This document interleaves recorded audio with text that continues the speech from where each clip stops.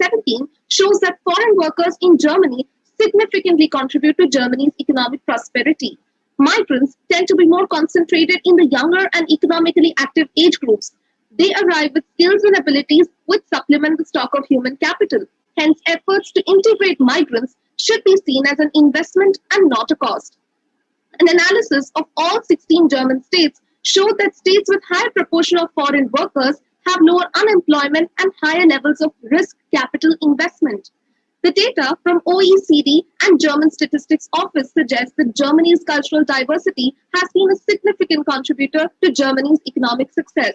In fact, with private sector's active participation, they have spearheaded initiatives which offer employment opportunities and hence have had a positive impact on the economy. Now I request Pranav to talk about the migration theories.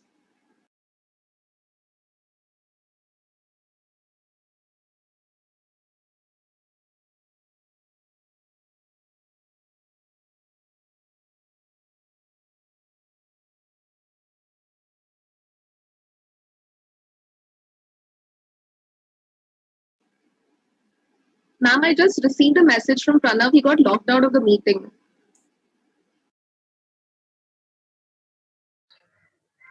Ask him to re-log in.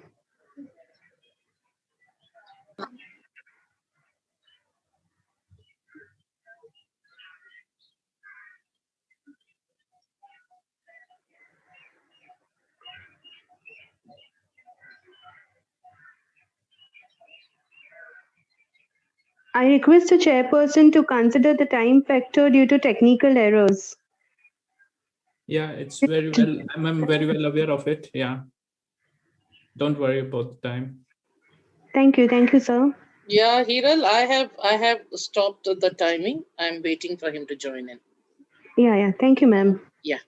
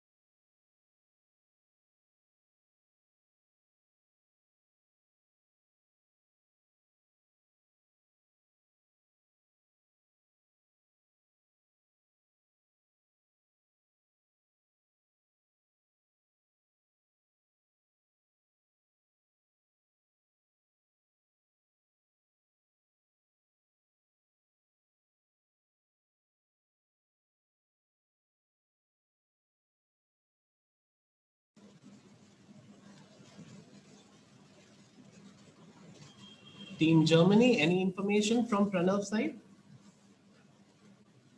Ma'am, if my speech is like. Sir, he is just trying. He got locked out. He's joining from the other device. Okay. So we are waiting Yeah. for it. Yeah.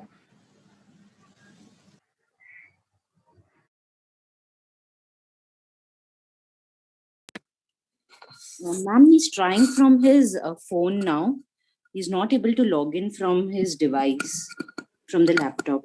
Okay, no issues. He's not sharing, no? So it's okay. Let him log in from his phone.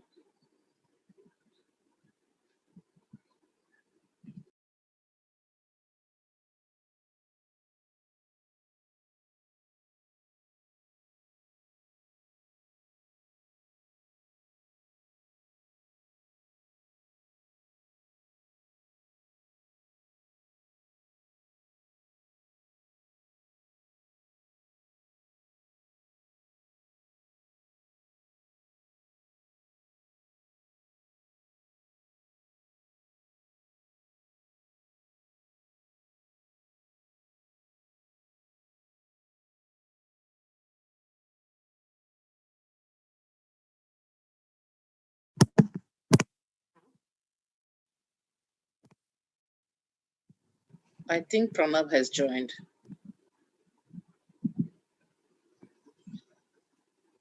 Hello, am I audible? Yes, yes, absolutely. Okay, ma'am. Yeah. Shall I start? I'm extremely sorry for this. No problem. Yeah. So I'll start timing you right now. Ma'am, just a moment, ma'am, just a moment. Okay. Tell us when you're ready, Pranav. Sure, ma'am, sure.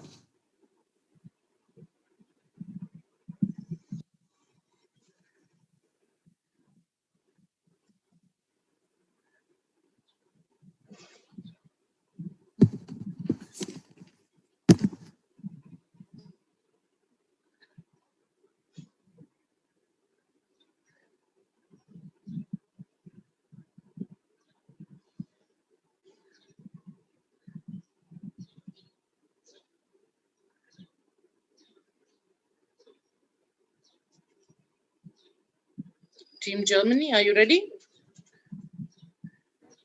Pranav, are you ready?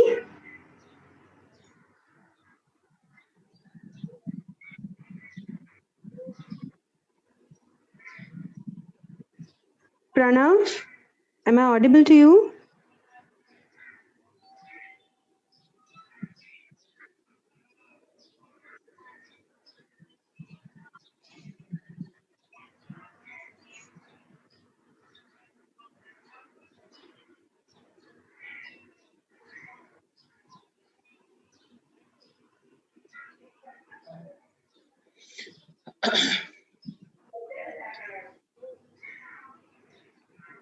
Pranav, please unmute yourself.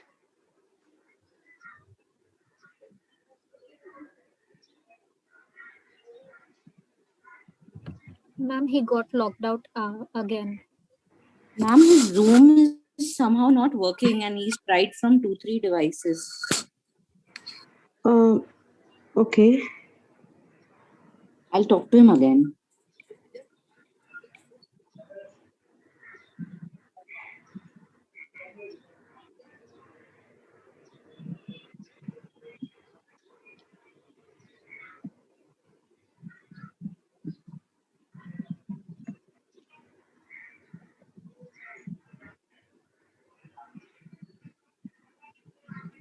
Ma'am, he's trying from another device.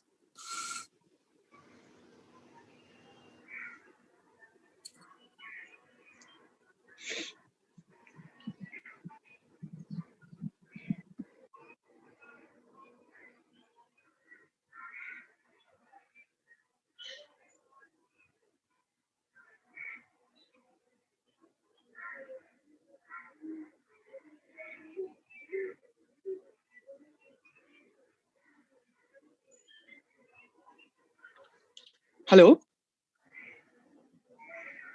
Am I audible and visible? Yes, Pranav. Extremely Yes. sorry, ma'am, for this. Extremely sorry. Not at all. We understand. Are you ready? Pranav, are you ready?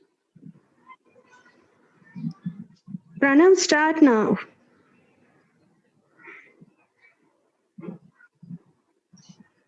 Yeah, ma'am. Shall I begin? Yes. Yes, ma'am, absolutely. Can I start, ma'am? Yes, go ahead. Pranav, Okay, go ma'am. ahead. Okay. On various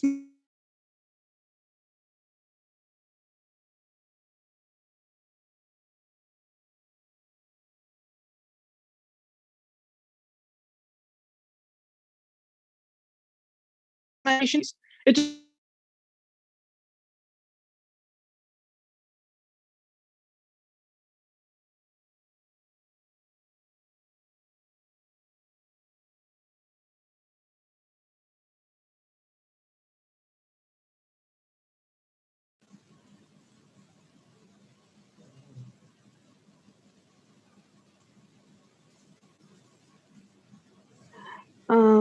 Okay, the next person can continue.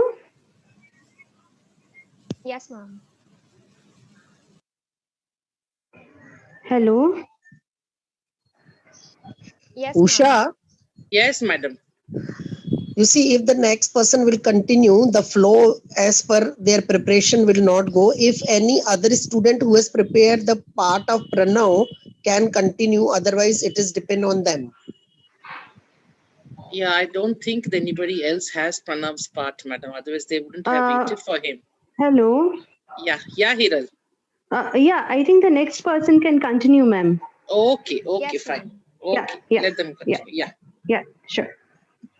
Profile of Germany. Germany lies in the heart of Europe. Briefly, we see that after the Second World War, Germany was divided into the democratic West and the communist East. The Federal Republic of Germany and the Constitution were founded in 1949. The Berlin Wall became the symbol of division, which fell and later reunited Germany in 1990, following which Berlin became the nation's capital. At present, Germany is divided into 16 federal autonomous states, collectively known as Länder. The government is currently headed by the Chancellor Angela Merkel. Germany's population as of 2020 stood at 83 million. Its largest cities are Berlin, Hamburg, and Munich. The currency used is euro because it is a part of the European Union. The migration statistics of 2020 suggest that there were 1.6 million arrivals and 1.2 million departures. The government had provisioned 4.7 billion euros for benefits of asylum seekers and 6.4 billion euros for the education and training program. Now I request Krishna to continue with the past and present migration trends. Thank you, Mitali. Now let's study the past and present trends in migration. Firstly, the post-war migration into West Germany. As a consequence of flight in the final stage of World War II, some 8 million refugees had displaced because the war had arrived in the western occupied zones of Germany, and some 3.6 million people in the Soviet occupied eastern part of Germany in the period of 1945 until 1949. On one hand, refugees and immigrants were allowed to immigrate into Germany because of their German heritage and because they were fleeing due to discrimination and persecution in the communist Eastern Bloc. On the other hand, there were actively planned labor migrations into West Germany to address the labor shortage due to the economic boom. At the end of 1970s, West Germany acknowledged the presence of large migration and started the formal policy of integration. However, the labor recruitment programs were discontinued in 1973 due to the economic recession and oil crisis. In the late 1980s to 1992, the immigration to Germany increased again due to the Yugoslav wars. Because of internationalization of education and appropriate exchange programs, immigration to the number of educated foreigners in Germany has continuously increasing since the 1990s. Now let's come to the development since the year 2000. Firstly, the nationality law, which was enacted in January 2000, was the first step to solve the problem in the legal integration of migrants into Germany.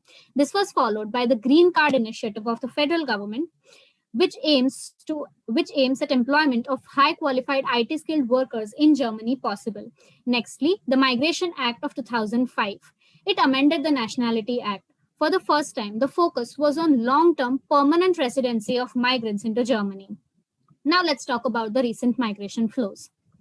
Partly due to this liberalized migration laws and partly due to the escalating conflicts in the vicinity of European Union, immigration to Germany increased again.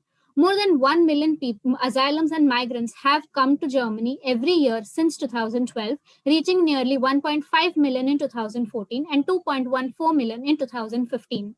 Chancellor Angela Merkel's response to this refugee influx famously stated, "We can manage opening Germany to 500,000 Syrian refugees." Time magazine named her Person of the Year, calling her the Chancellor of the Free World and lauding Germany's welcome.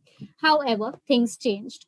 After initially showing an overwhelming welcoming reaction to refugee inflow and migrant inflow, the German government and its people had to face the uncomfortable truth that, in the words of President Joachim Gauck, "Our heart is wide, but our capacities are limited." Due to many acts of violence, Germany tightened its asylum laws and created a new integration law in 2016, which aimed at protecting the German values as defined by the Constitution. Now, I request Karan to talk about the causes and impact of migration.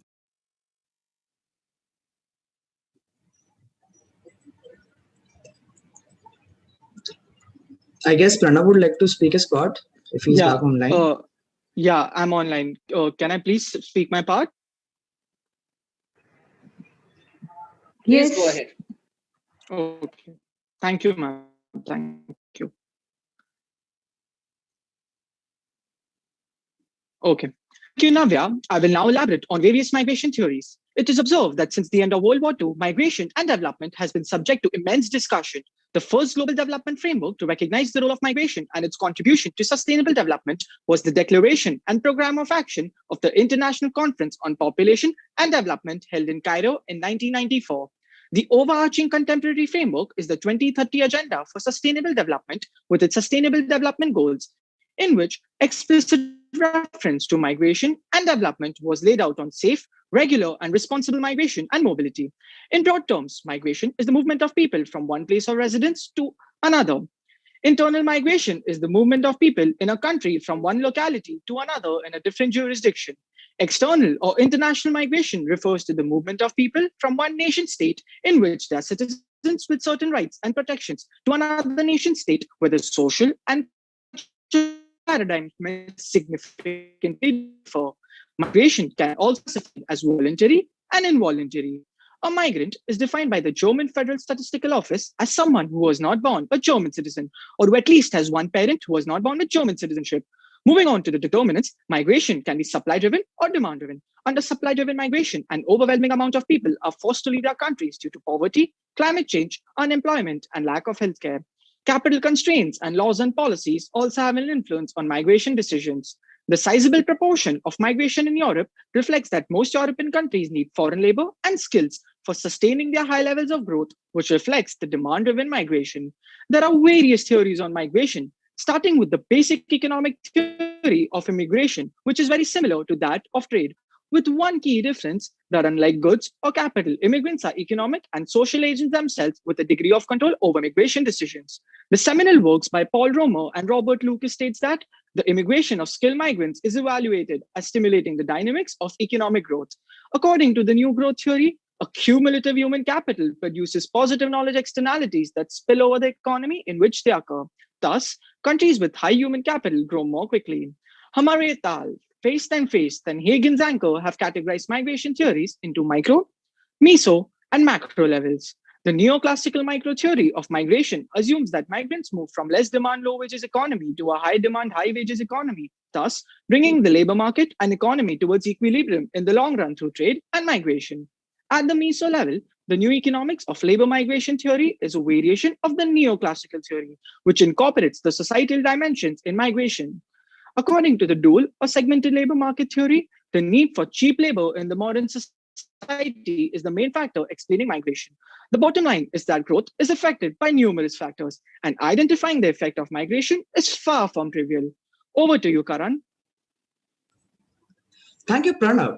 Moving forward, let's talk about the causes of migration in general. Migration is a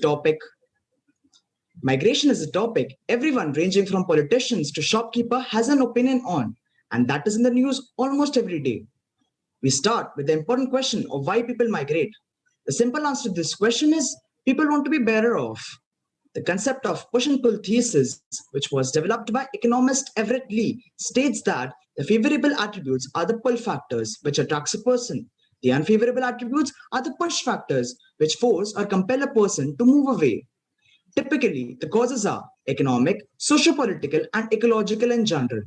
Let's move on to the economic factors then. Push factors being unemployment, rural poverty, unsustainable livelihood. Pull factors being job opportunities, better income and prospects for wealth creation, industrial innovation, and a technical know-how for a new industry. Socio-political factors. Push factors being political instability, safety and security concerns, and many other. Pull factors being family reunification, independence and freedom, integration and social cohesion. Ecological factors. Push factors being climate change, crop failure, and scarcity of food. Pull factors being abundance of natural resources and favorable climate. Specific causes of migration in Germany. Push factors being labor migration for jobs due to economic boom and refugee migration due to Yugoslav wars and due to conflicts in Syria, Afghanistan, Iraq, and Somalia. Pull factors being strong economy of the country, job opportunities for both skilled and unskilled, with very low unemployment rate of just 3%. As a member of EU, Germany has some of the world's most renowned labor, travel, and trade policies. Let's talk about the impact of migration on several different aspects. Impact on the economy. Immigration has caused an increase in jobs and therefore triggered stronger economic growth. Regarding ethnic entrepreneurs, new jobs have been created and a specialized range of goods and services has developed. The negative side, there has been an increase in remittances by migrants to their home countries. Impact on society. Civil society institutions respond to the needs of immigrants and work towards articulating and furthering their interest and make them feel protected. In Germany, the most conspicuous of these associations are Turkish. It adds a new spirit to the society's multi-ethnic culture. Impact of coronavirus pandemic. Angela Merkel has said that at the 12th Integration Summit held at Berlin on 19th October 2020 that migrants are being hit hard by the coronavirus pandemic. She further added that the economic slump is having a major impact on sectors where migrants are employed. Impact on the culture. There are countless important authors with migrant background, such as Navid Karmani, who in 2015 won one of the most Germany's illustrious cultural prizes. Also, actors such as Sybil Kekili, who played a significant role in Game of Thrones, has a migrant background. Impact on political sphere. Sam Özdemir, the son of a Turkish guest worker, is the co-chairman of the Green Party and the country's best-known politician with an immigrant background. Now I hand it over to Mitali. Thank you, Karan. Let's look at the cost versus benefit analysis. Immigrants are often perceived as a burden on the public budget. They pay less tax and contributions, but claim more benefits and consume additional government-provided goods and services. The costs considered are aging population costs and refugee-related expenditures. The aging population cost. Germany's aging population presents an estimate that by 2060, 1 in 3 Germans will be over 65 years of age. Secondly, the refugee-related expenditures. According to the Asylum Seekers Benefits Act, the asylum seekers have the right to receive benefits and services from the German government. In 2016, the government spent 21.7 billion euros on refugee-related expenditures. Coming to the benefits, we have economic stimulus and better rate structure. German economist Ferdinand Fichtner noted that these refugee expenditures function as one big economic stimulus package which injects billions of euros into the economy. The spillover effect of this expenditure can be seen through the budget surplus of 6.2 billion euros in 2016, the windfall profits by the private sector, and the surging demand for services, food, and housing. The effect on the housing sector led to the allocation of 800 million euros to one German state in 2017. This was primarily done for constructing new social housing units to accommodate refugees. The answer to the aging population problem and resulting labor shortages is through migration. A 2019 study by the Bertelsmann Foundation suggested that Germany needs around 260,000 migrant workers per year to plug the gap created by its aging population. 146,000 foreigners would be needed from outside the European Union. Considering Germany's aging population and 1.3 million vacancies in the first quarter of 2019, these vacancies can be filled by the young, eager to work refugees and immigrants. The two contrasting scenarios considered for the successful integration of immigrants into the labor market are win-win scenario and lose-lose scenario. In the win-win scenario, the cost of integration should be an investment in Germany's future. Since the German labor market conditions are favorable for taking in additional workers, a relatively quick labor market integration is possible. This can be done through tremendous societal efforts and large initial investments. Coming to the lose-lose scenario. The German government needs to address the issue of labor costs to accelerate the creation of new jobs. Many less well-qualified refugees will find a job only if the German minimum wage of 8.5 euros per day, which is high by international standards, is suspended or considerably reduced. As a result, labor markets should be open to absorb less qualified, or else they will have to seek work in the shadow economy. Currently, Europe is witnessing immigration from war zones and crisis areas in its vicinity. The initial reception and registration of these refugees, as well as providing them with housing, healthcare services, and other benefits, entail heavy costs. Lastly, integration is a Herculean task, but it is an investment into the future if Germany wants to take the opportunity for consolidating its position as Europe's economic powerhouse. Due to its high level of prosperity, favorable labor market situation, and a widely signaled culture of acceptance, Germany will remain a migrant magnet. Now I hand it over to Navya to walk us through migrant contributions and the challenges ahead. Thank you, Mitali. A successful integration of migrants could pave way for Germany to be Europe's economic powerhouse. A sustained high level of net immigration could weaken the decline of the trend growth rate brought on by an aging population. Immigrants will be significant contributors to German state coffers, and much of the data suggests that Germany would otherwise be worse off. Migrant contributions usually take place through diaspora direct investments, which foster business and jobs as well as create social and political capital. It also links developing countries to international communities and provides opportunities to third parties. Migrants even have a higher savings ratio owing to uncertainties regarding future income and higher probability of returning home. As far as the challenges are concerned, although Germany has been exemplary in the adoption of international labor standards, proper enforcement of these continue to be a problem and hence deprive laborers from decent working conditions and remuneration. Lack of legal rights for migrants is again a conundrum. There is a need for implementation of anti-racism guidelines. As far as education is concerned, German language proficiency deter migrant enrollment in public universities, due to which migrants lack vocational and professional training and don't even get full-time employment. Labor costs are much higher in Germany, which again pose a threat for small firms and startups. There has been a paradigm shift from migrants being considered temporary to necessary and valued contributors to society.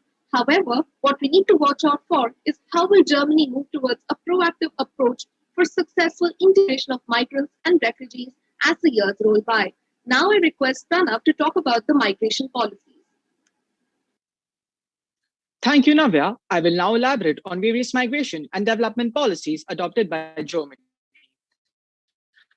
After analyzing historical and contemporary evidence, it has become clear that Germany has relied on immigration for its own development over the years. The Global Forum on Migration and Development, which was established in 2007, discussed policy and challenges in the context of migration and development. In 2017, Germany and Morocco co-chaired the annual summit towards a global social contract on migration and development. In 2018, Germany also adopted the Global Compact for steady and regular migration.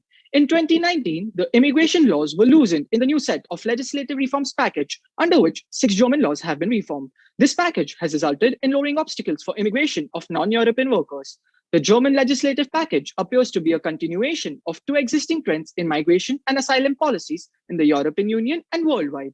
The first trend is the measure that makes it easier for foreign nationals to come and work in Germany. The second trend is the measure to ease the deportation of the tolerated people. At the time when it is politically crucial for governments to ensure economic growth and control the migration flow, the German legislative appears to do both.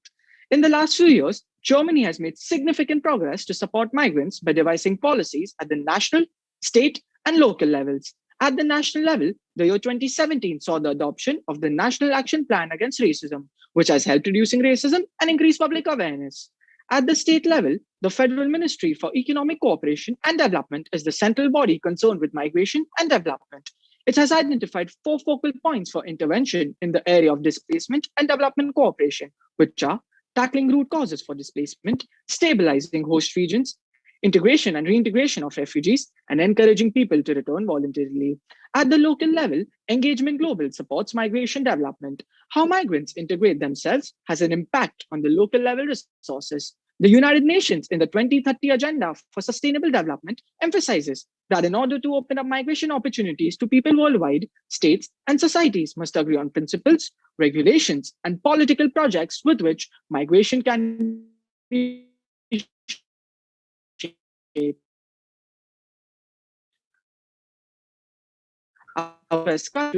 And lessons learned. Thank you, Pranav.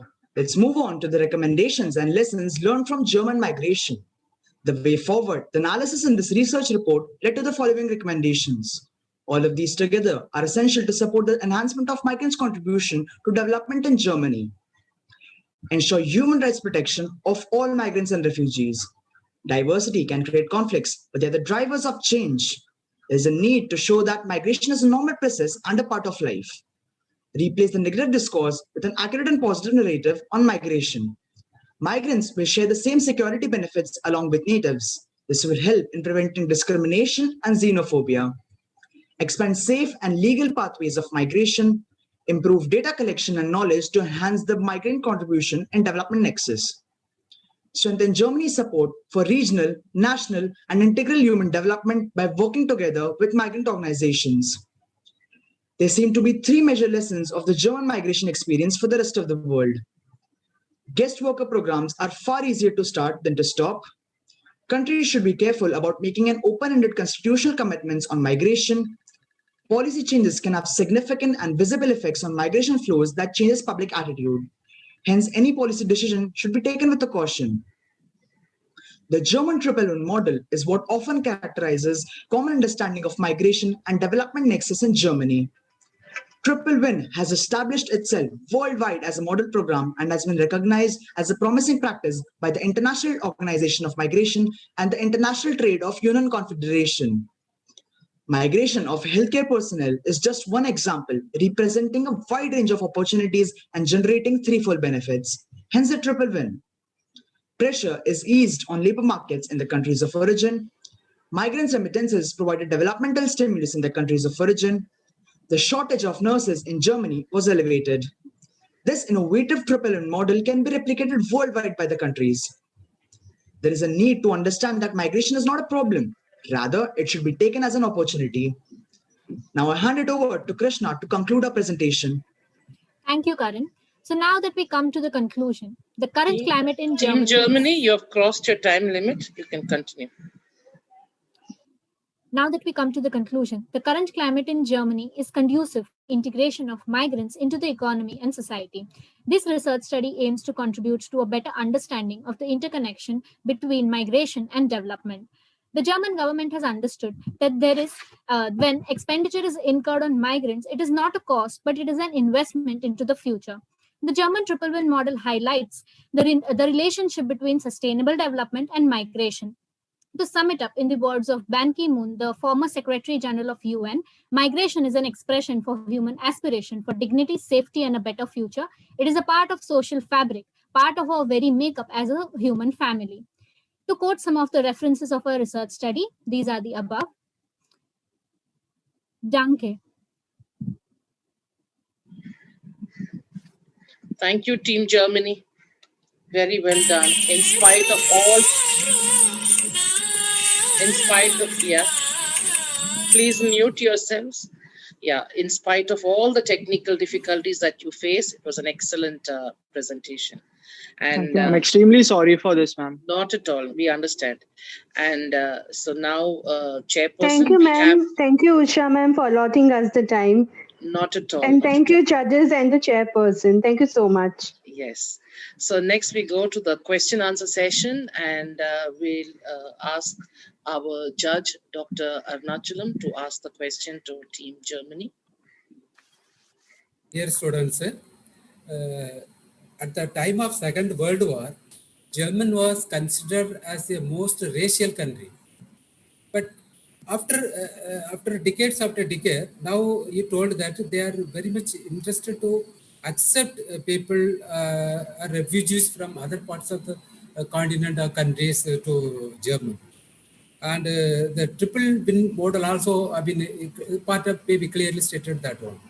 But compared to Canada, why Germany is not so, I mean, attractive place like Canada in attracting more, I mean, migrants to into the Germany, like Canada, countries like Canada.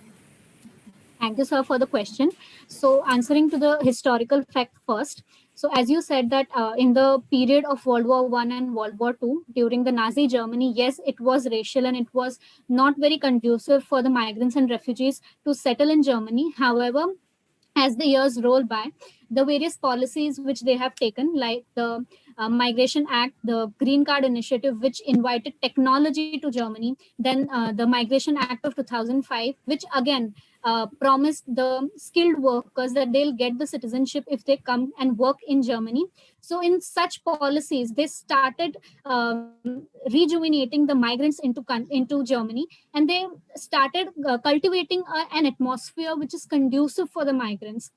And now, as we see, Germany is very cosmopolitan country, and we could see very negligible amount of religion, or it is refugees and migrants who come from different countries, the developing as well as the other European countries.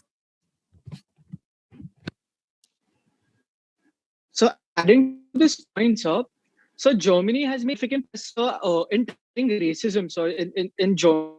So the federal government in 2017 came up with a very good program called the National Action Plan Against Racism. So the main focus was so that after since Angela Merkel had opened the gates for so many a million Syrian refugees, that the need was felt that we need, the German government felt the need that there needs to be some plan to tackle racism. So keeping that in mind, and acknowledging the fact that racism exists in the in Germany, the German federal government came up with the National Action Plan Against Racism, and in 2018, so they invested about 100 million euros just to tackle racism and anti-discrimination measures at the workplace. Adding to the point, as you talked about Canada and Germany, Germany is facing the problem of aging population since ages. And as we have mentioned in the presentation, that 1 in every 6 person would be aged 65 plus in the next 5 years. So they are making steps towards encouraging more and more migrants to their various policies. The basic fact that Germany emphasizes more on skilled labor is the fact that they do not let the low skilled or which cannot contribute to the German economy into the country. They only prefer high qualified and high skilled workers into their country. And also with the point of refugees, they even train the refugees so they are conducive to the German economy. Further adding on to Krishna's point, I would like to state that the people that do come into Germany, the German government provides them with various trainings and various language vocational trainings that would lead to full-term employment. One of the two of the courses that were there were the 9-month integration courses and the €1 job that help people who had come from different areas to integrate themselves into, that would help them to integrate in the German society. So as we see that the government has taken effective initiatives to help the people. Just to add on to what Mitali's, sorry. Just to add on to what, just to substantiate Krishna's point with numbers, we have the data released by Bertelsmann Foundation, which stated that Germany will require at least 2.6 lakh migrants from within Germany and 1.46 lakh migrants from outside the European Union. So that shows how desperate Germany requires migrants to tackle its workforce problems. Adding to Mitali's point, in the present COVID era, the fiscal stimulus which they came out with, explicitly 50 million euros were allocated to small scale and self-help entrepreneurs so that they can again restart their businesses in this COVID era. So they are attracting people with very qualitative and classic schemes from the federal government. So I think we have to answer your question. Yes, sir. And considered with racism, sir, Germany has improved a lot since World War II, and we've come a really long way. So I guess the past is in the past. Thank you so much. And many students are attracted towards Germany nowadays. Thank you, Team Germany. That's a good answer. So, Chairperson, sir, Mr. Deepak, now we go on to the questions from the team. So the first team who will throw the question is Team USA. Okay, thank you very much on the opportunity to ask a question. Voice. Hello. So could you repeat your question? You were not audible. Cracking. So my question is that why does Germany feel that their values is threatened by the incoming migrants that they decided to limit the number of asylum seekers due to the rise of violence, especially by migrants from Middle East? Okay. Do you get question? Why does Germany threaten by the incoming migrants, especially migrants from the Middle East, due to the rise of violence lately, especially after the Syrian war?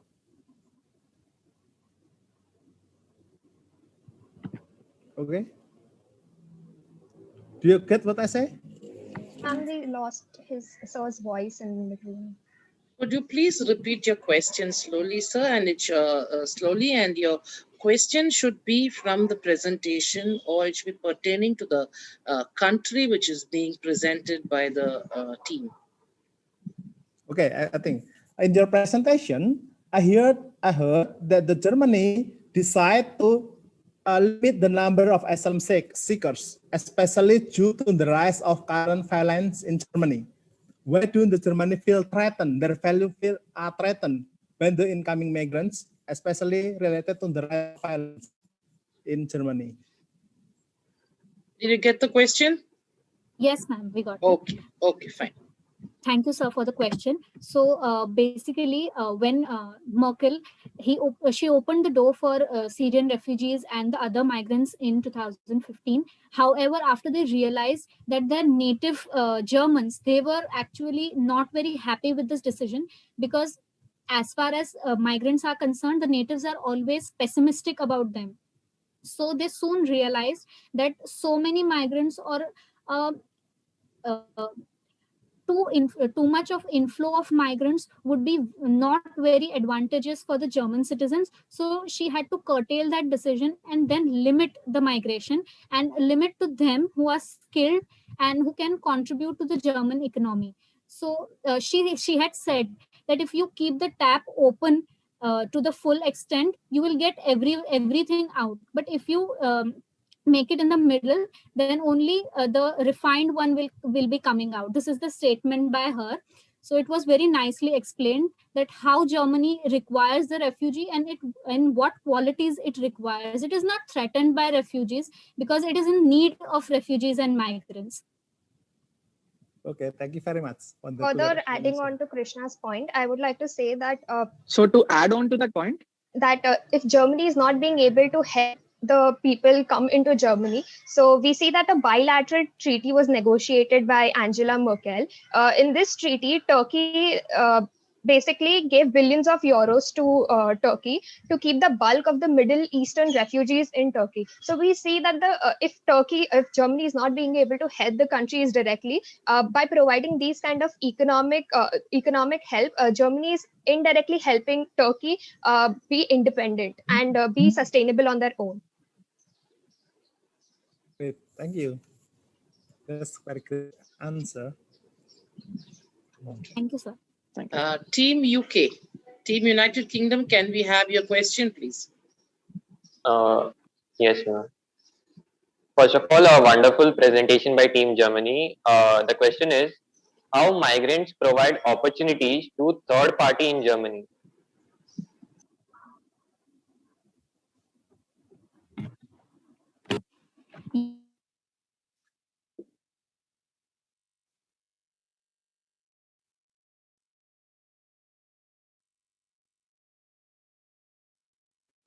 Thank you for your question. We see that the triple win model that we talked about, the third party is basically the other countries where people come from, nurses especially come from other countries to work in Germany. We see that this helps in providing opportunities for Germany to fill the need in Germany, and secondly, to help other countries where the unemployment rate was more. So basically, this is actually helping as one of the third parties.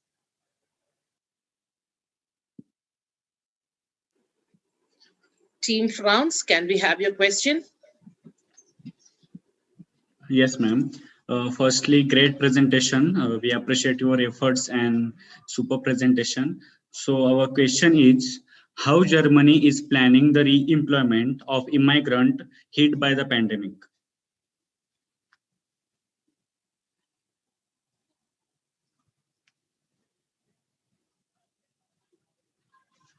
Should I repeat the question? Thank you for the question. So I'll take this question up. So no doubt, not only Germany but the entire all the countries in the world have been hit by the pandemic, and so is Germany. So what Germany has done is actually Germany came up with a fiscal stimulus package of 750 billion euros, and out of that, 600 billion euros is specifically for the small and medium scale enterprises. So Germany made it very clear by giving that stimulus that it is focused on providing immigrants, and not only immigrants, even the natives who are owning small and micro and small enterprises, that the German government is going to support them, and also to further improve the credit line, they also finance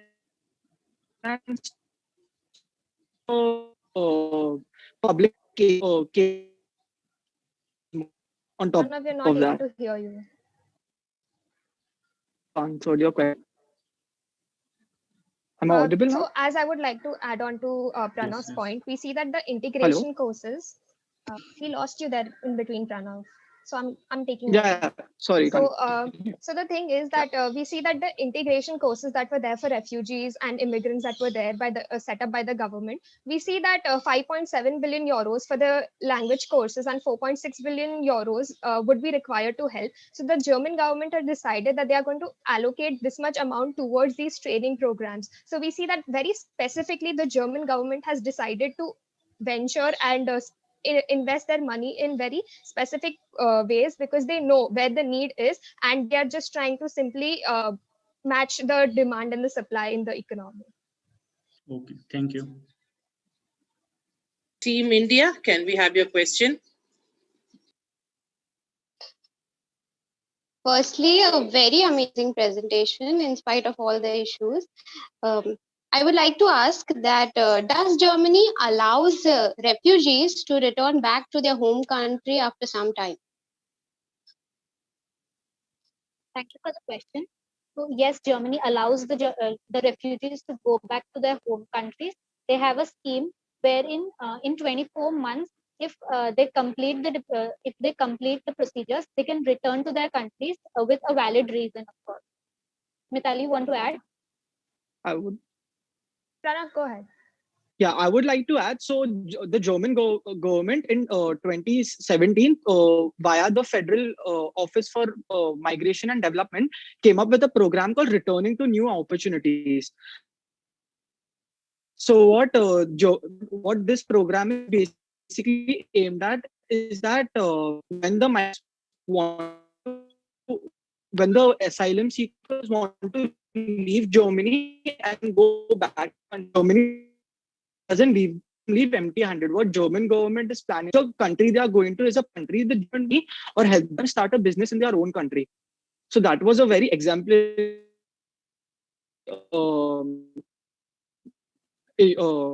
initiative by the German.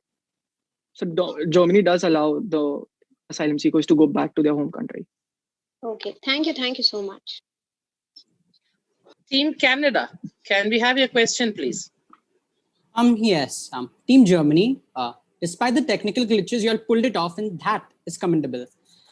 Now we, Team Canada, would like to ask you the following question. So with long-term unemployment being as low as 0.5% in some parts, with contrasting levels as high as 49% across ages and regions, you also mentioned that Germany is attracting students and other migrants to come to the country. So what is the government doing to constrict these numbers so as to magnify the welfare of the people? Thank you for the question. Thank you for the question. Yeah, Pranav. So to keep these numbers intact and maintain the low level of unemployment, what the German government actually in 2000 on 1st March 2020, what the German government came up with an act called Skilled Immigration Act. So what this act says is that only the people from non-European countries can come to Germany, and the Federal Employment Agency explicitly states that only the people who've gained employment in Germany can migrate to Germany. So supposing if I want to come into Germany, I have to go to Germany. I have to ensure that I have employment, I have financial stability. So migrants cannot just normally come to Germany and then look for employment after going there. They have to get it before migrating to Germany. Also, further on adding to so this is Pranav's point, the social security measures that the government provides, we see that the German government provides social security in health, long-term care insurance, then the pension insurance, the accident insurance, and unemployment. So we see that Germany is a country that has the world's best healthcare. And one of the major reasons Germany spends on healthcare is because they know health is wealth. If people have their health, the country is going to progress. So this is one of why the government is doing so. Adding to Mitali's point, attracting students. So Germany is a hub for students now because of the fact that Germany doesn't have it has zero tuition fees in all public universities, and this is applicable in all the 16 states in Germany, which attracts the students because their cost of living decreases very much compared to other countries, other developed countries.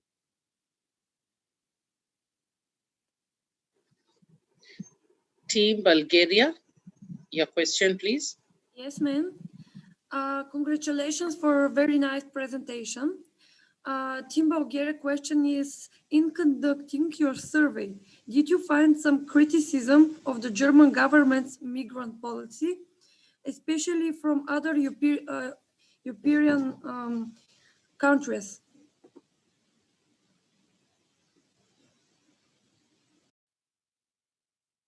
Could you repeat the question, please? Yes, please. Could you repeat the question? Yes. In conducting your survey, did you find some criticism of the German government's migrant policy, especially from other European countries? Yeah, thank you for the question. So we can't say criticism, but the loopholes which we can see they are that they make the constitutional commitments for migrants, but they have to keep a caution in mind that once they start a good policy or once they start a policy where they have to incur losses, it is very hard to close that policy, or it is very hard to discontinue that policy. So that they have to keep in mind. They cannot put up constitutional commitments on migrants very easily. They have to look at many stratas around the society and economy. So this is one point which I get. Mitali, you want to add?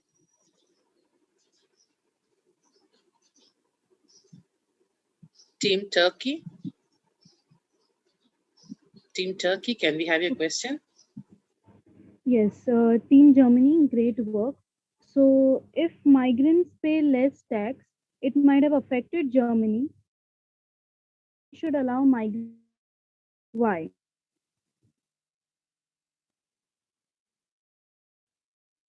Thank you for your Thank you for question. the question.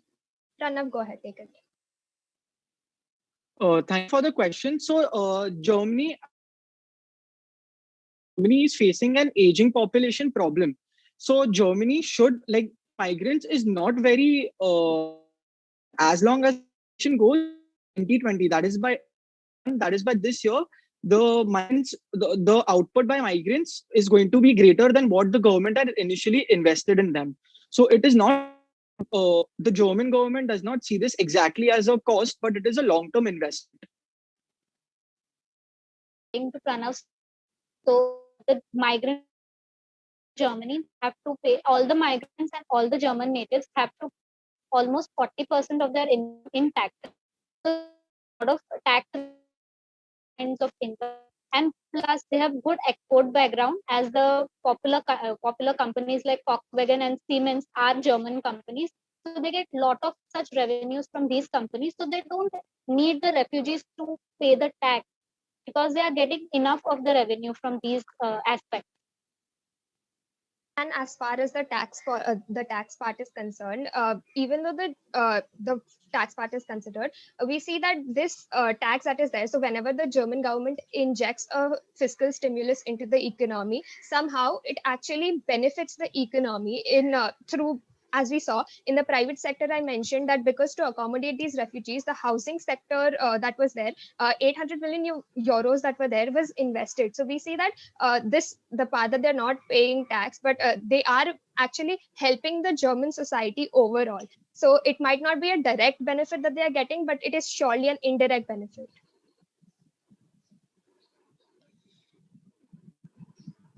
Team Australia, can we have your question?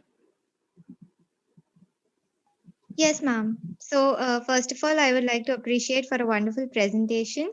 It was indeed amazing. Question from Team Australia would be, in one of your answers, you said that there is a high rate of remittance in Germany. So does this imply that they save more and consume less? Like, is the consumption declining? And if yes, it is, then how would government cope with this? Thank you for the question. So as far as the remittances are concerned, They are only from the people, the migrants who come from developing countries, and the people from developing countries do have a tendency to save more and consume less, as you say. But there are other factors as well.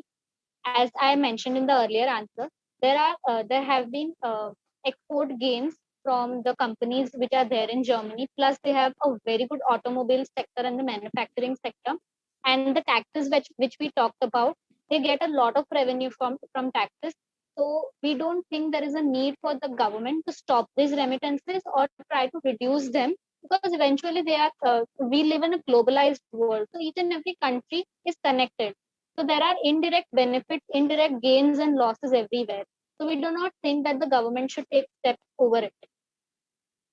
Also, adding to that point, the remittances which the migrants send back to their countries, like the direct tax has been cut from that.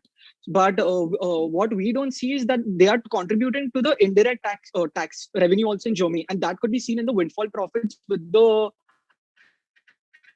private sector. I mean, allowing remittances is not like allowing the migrants to send remittances shouldn't be stopped. And lastly, adding to the point, we see that the foreign exchange increases because of this. So basically, it's a win-win scenario for Germany and the country that they're sending remittances to. So this is actually a benefit.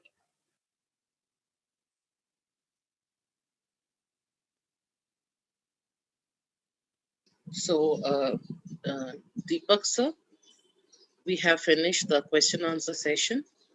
We have finished with the judges' question and finished with the questions from the other 8 teams.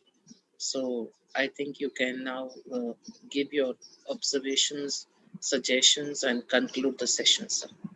Yeah, sure. Thank you, Dr. Usha. Yeah, I wanted to begin with thanking Dr. Sunil, Professor Usha, Principal Dr. Pathak, and entire management of CHM and HSNC board for considering me to be the part of this convention. Also, I would like to appreciate the efforts of all the team members and team members of Team Germany who have made my morning. Yes, of course, it is still morning here in Germany and pretty frosty today at my place. Team Germany, congratulations. It was a wonderful presentation. Although there were some technical glitches, but you have carried out nice research, good research, and that was demonstrated in your presentation, and your analytical skills were very good and are very appreciable. The presentation was amazing and wonderful. I admire the way you guys handled the questions put across by judges and the different teams. Wonderful. I'm also amazed to see the potential of undergraduate students of this era.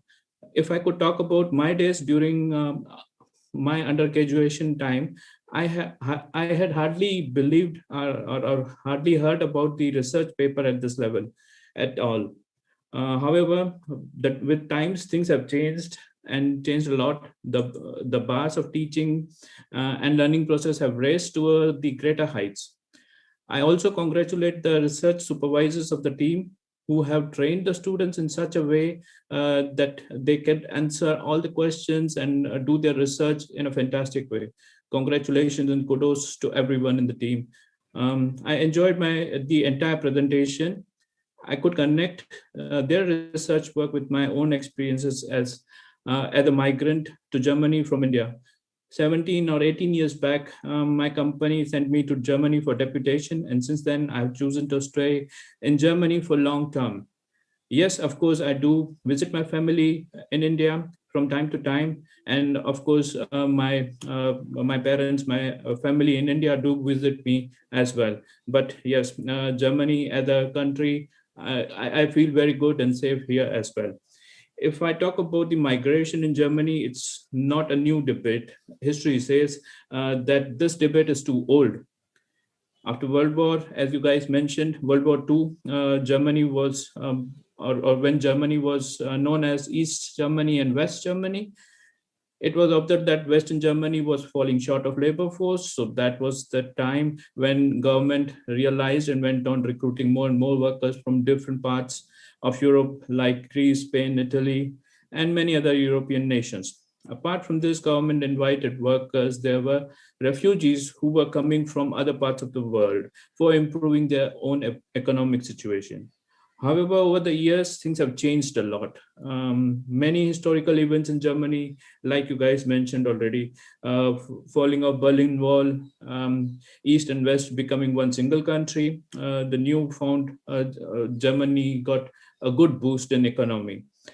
Migration was still economically desirable, but then if we look today onto the total population of Germany, there are 15 to 20% of population is migrant population.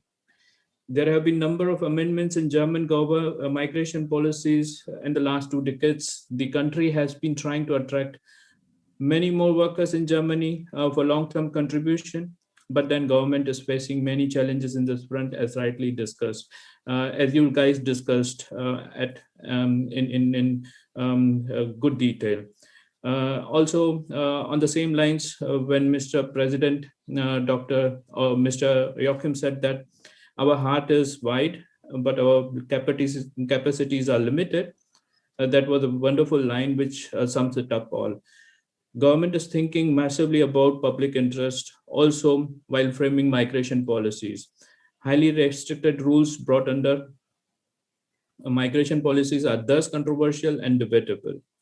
I admire the research done by the team, and their suggestions also definitely can be helpful for policymakers. The economic impact and social impact is deep, and yes, of course, it is debatable. I believe Team Germany has justified everything in their presentation. Once again, congratulations, Team Germany. Thank you, CHM, for inviting me and listening to this wonderful presentation and be part of this convention. Thank you and a wonderful day ahead. Thanks a lot. Thank you, Mr. Deepak. Thank you, sir. Thank you, sir. Thank you, sir, for your cooperation. Thank you so much, Mr. Deepak. It was nice of you, kind of you to join us in the morning from Germany, patiently waiting for the technical problems to be solved.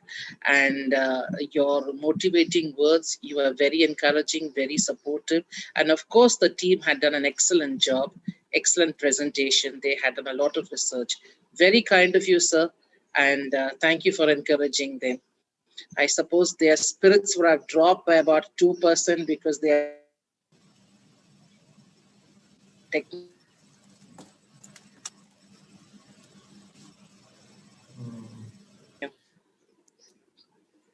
Thank you. Thanks a lot. Bye. Bye-bye. Thank you, Deepak, sir. Thank you so much. Bye. Sunil sir, I think Vibhuti madam has joined. Yes. So Team USA, can you tell us who is going to share their screen? We can make you the co-host. It's E1, ma'am. Okay, it is written over here, Apri row. Yeah. It's E1 who will present the screen. Yeah, the person who's talking right now? No. E1 Muharji. Okay. Could he speak? Because I will know who he is. Hello. Okay, Ivan. Okay, fine. Yes. Technical team, could you please Done, make... ma'am, done. Yes. Please just check whether you have been made the co-host. Okay, yes. Okay. Okay, So, we'll start screen now. No, please. I'll tell you when to share screen. Okay. So, welcome to the second technical session post-lunch. And we have our chairperson with us. So I request Dr. Sunil Lalchandani, the convener of the 28th International Economics Convention, to please introduce our chairperson. Thank you, Professor Usha, once again. I hope I am audible. Yeah, thank you. Thank you, Professor Usha, once again. Now, I don't believe. You're not audible, sir. Sunil, sir, not audible. Let me read. Yeah, yes. Now you're audible. Yeah, thank you. Okay. It gives me immense pleasure to introduce Professor Vibhuti Patel. Professor Vibhuti Patel was professor at Advanced Center for Women's Studies, School of Development Studies, Tata Institute of Social Sciences till June 2020 after her superannuation from SNDT Women's University, Mumbai in 2017. She is PhD in economics from University of Mumbai, and she was awarded visiting fellowship to the London School of Economics and Political Science from Association of Commonwealth Universities UK in 1992 and 1993.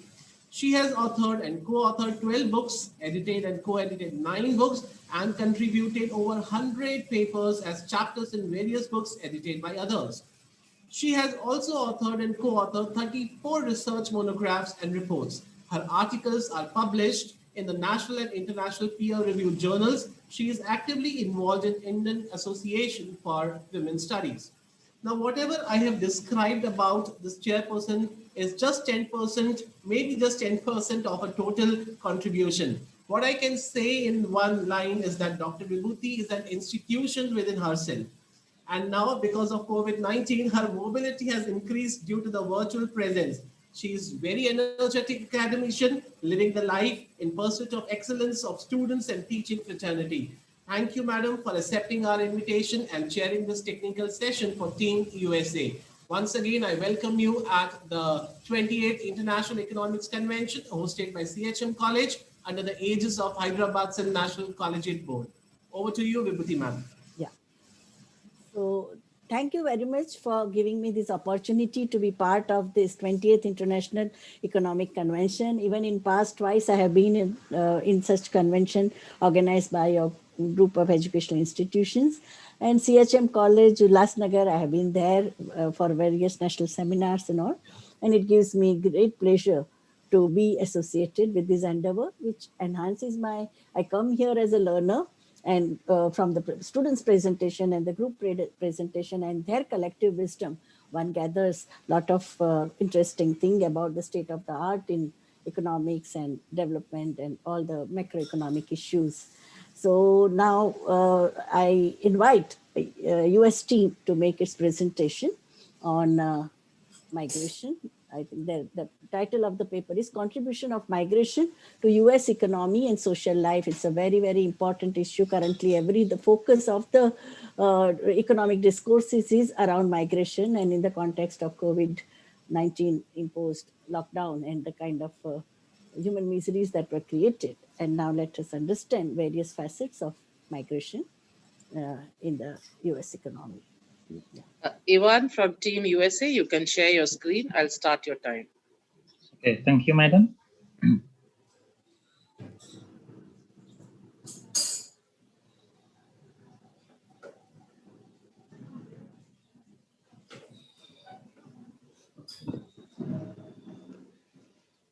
All right. Am I audible? Yeah. Okay. Yes. Good afternoon, everyone. It's such a great honor for our team USA, to be here presenting our research paper entitled Contributions of Migration to the US Economy and Social Life. First of all, thank you for the time given to us. And I'm Abri Rahmanto, as the person in charge for leading the presentations today, and I'd like to introduce the members of the team. But before that, we're really grateful to have a very experienced team right here, Dr. Kosun Nuhayat, MPDMSA. And our team consists of Yeri Eko Munajat, Wahyu Chatur Prasetyo, Iwan Muharji, Aulia Putrinur Octaviani, Lina Handayani, and P. Abri Rahmanto. All right, that's all the introduction, and let's proceed to the presentations. The reasons why we choose the topic, because we want to prove that immigrants who are seen as bad by most people actually contribute fully to the development of the United States. Our paper explores the issue of immigrants in the US throughout American history and how immigrants has assimilated themselves into American life to shape its culture and contribution to its economy. To start from the paper's structures.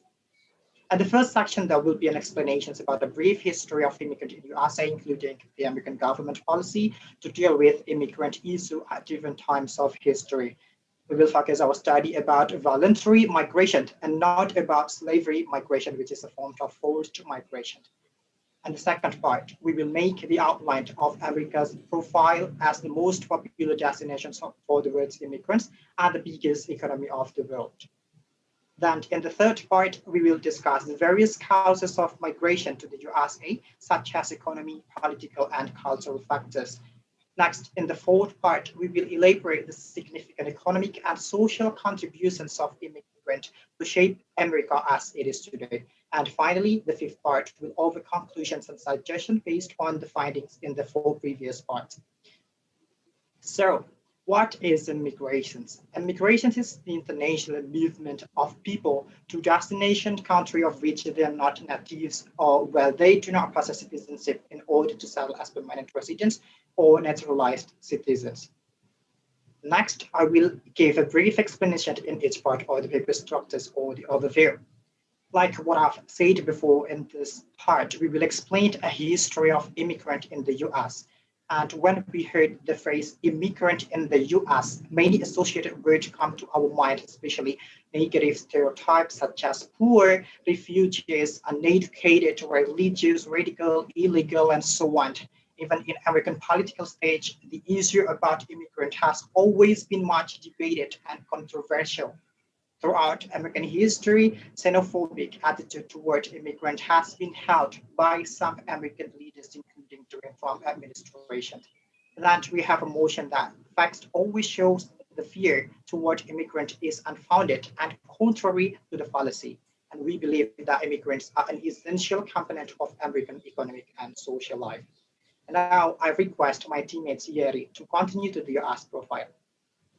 Thank you for the opportunity to present. I'm going to continue with the profile of United States as a country.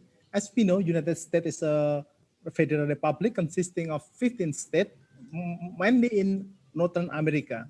And they are also the biggest immigrant country in the world. Nearly 50 million people live in America as immigrants, and they make up around 15% of the US population. And they are also the biggest economic and military power. US is the second biggest spender of they're the second biggest spender in terms of military spending after Saudi Arabia. And they're also the biggest economic power in the world, meaning that most of the millionaires, nearly 50% of the millionaires are from the USA. And most of them are also immigrants. Okay, let's continue. Okay, and there are several reasons why immigrants move to United States. There are push and pull factors. And the push factor, actually, they are the factor that make immigrants want to leave their country and migrate to United States. The push factor consisting of social security issue. For example, in countries like Honduras, Nicaragua, Mexico, and Colombia, the country is run by cocaine traders, and that's why the security is not in very low level, and it drive people to move to the United States. And the second one is the environment. Like we know that many countries in Asia, like China, Iran, Afghanistan, they are prone to the earthquake. This is not unstable situation to live. And it is not conducive to continue living any longer because of the danger of the disaster. And then they move to the United States, which has a warmer climate. They also have friendlier environment, and they have better mitigation system for disaster. And then the third one, stability. As we know that many countries in the world right now suffer from internal conflict, like maybe in Afghanistan and Syria. Because of this internal war in their country, they find no security. There is no hope for their future. They lost their home, their family income, and so on, their job. And so they decided to move to the United States, which provide better stability and also better security situation where there is no armed conflict and the quality of security system is much better. And then the fourth one is the economic reason. As we know that poverty, lack of job, and overpopulation make it difficult to make a living. It's make the competition to get a job is very high. Then they decide to move to the United States, but they offer a lot of fund for the migrant to start their business. To make the immigrant are very entrepreneurial, means that they can start living by themselves. They can start their own business, they can start their own company, and also they can join whatever job market offered by the United States. And the last one, the push and pull factor in the service. As we know that America has the better health, one of the best healthcare provider in the world. That's when people live in the United States, when they work there, they can be sure that they will have better health treatment compared to their own country, where because of the bureaucratic system, it is very difficult to get a good healthcare service in their country of origin. Next, we go to the next level, the causes of migration to the US. This is the reason that make United States very attractive to immigrants. The first one is to get the best education. As we know, around out of 15 to 20% of the best university in the world is from United States, like Yale, Harvard, Massachusetts Institute of Technology, and Cornell University. They are one of the best in the world. That it attracts a lot of immigrants to study there and also to make a living in their country. And then the second one, to receive the better facilities, as we discussed before. And the third one, America has the highest average household income in the world. It means that when they live in the United States, they have a strong or high buying power. They can pay, when they send remittance to their home country, it is very high in value. And the fourth one is to get better career opportunities. As we know, there are a lot of job choice in the United States, from informal sector, manual job to the expert job. And many of the migrants fill the position of expert in IT. For example, migrants from India, from South Korea, they fill the position of IT expert. And low-skilled migrants also can get their job. For example, Mexican immigrants and from South America, they can work in the agriculture, they can work in the construction. So whatever skill they have, America offer a good job opportunity for whatever level of job or skill they have. And then the fifth one is affordable property price. It is very relatively cheap to get to buy or to rent a house in the United States because of affordable property price. And the sixth one, America has abundance of natural wealth. As we know that America is the largest producer of some mineral, some mining product like oil and coal, etc. So it provides them with enough energy to fulfill the need of the local population. And the seventh one, America is the leader in scientific research. As we know that much of the money has been spent for research in military and also in scientific research.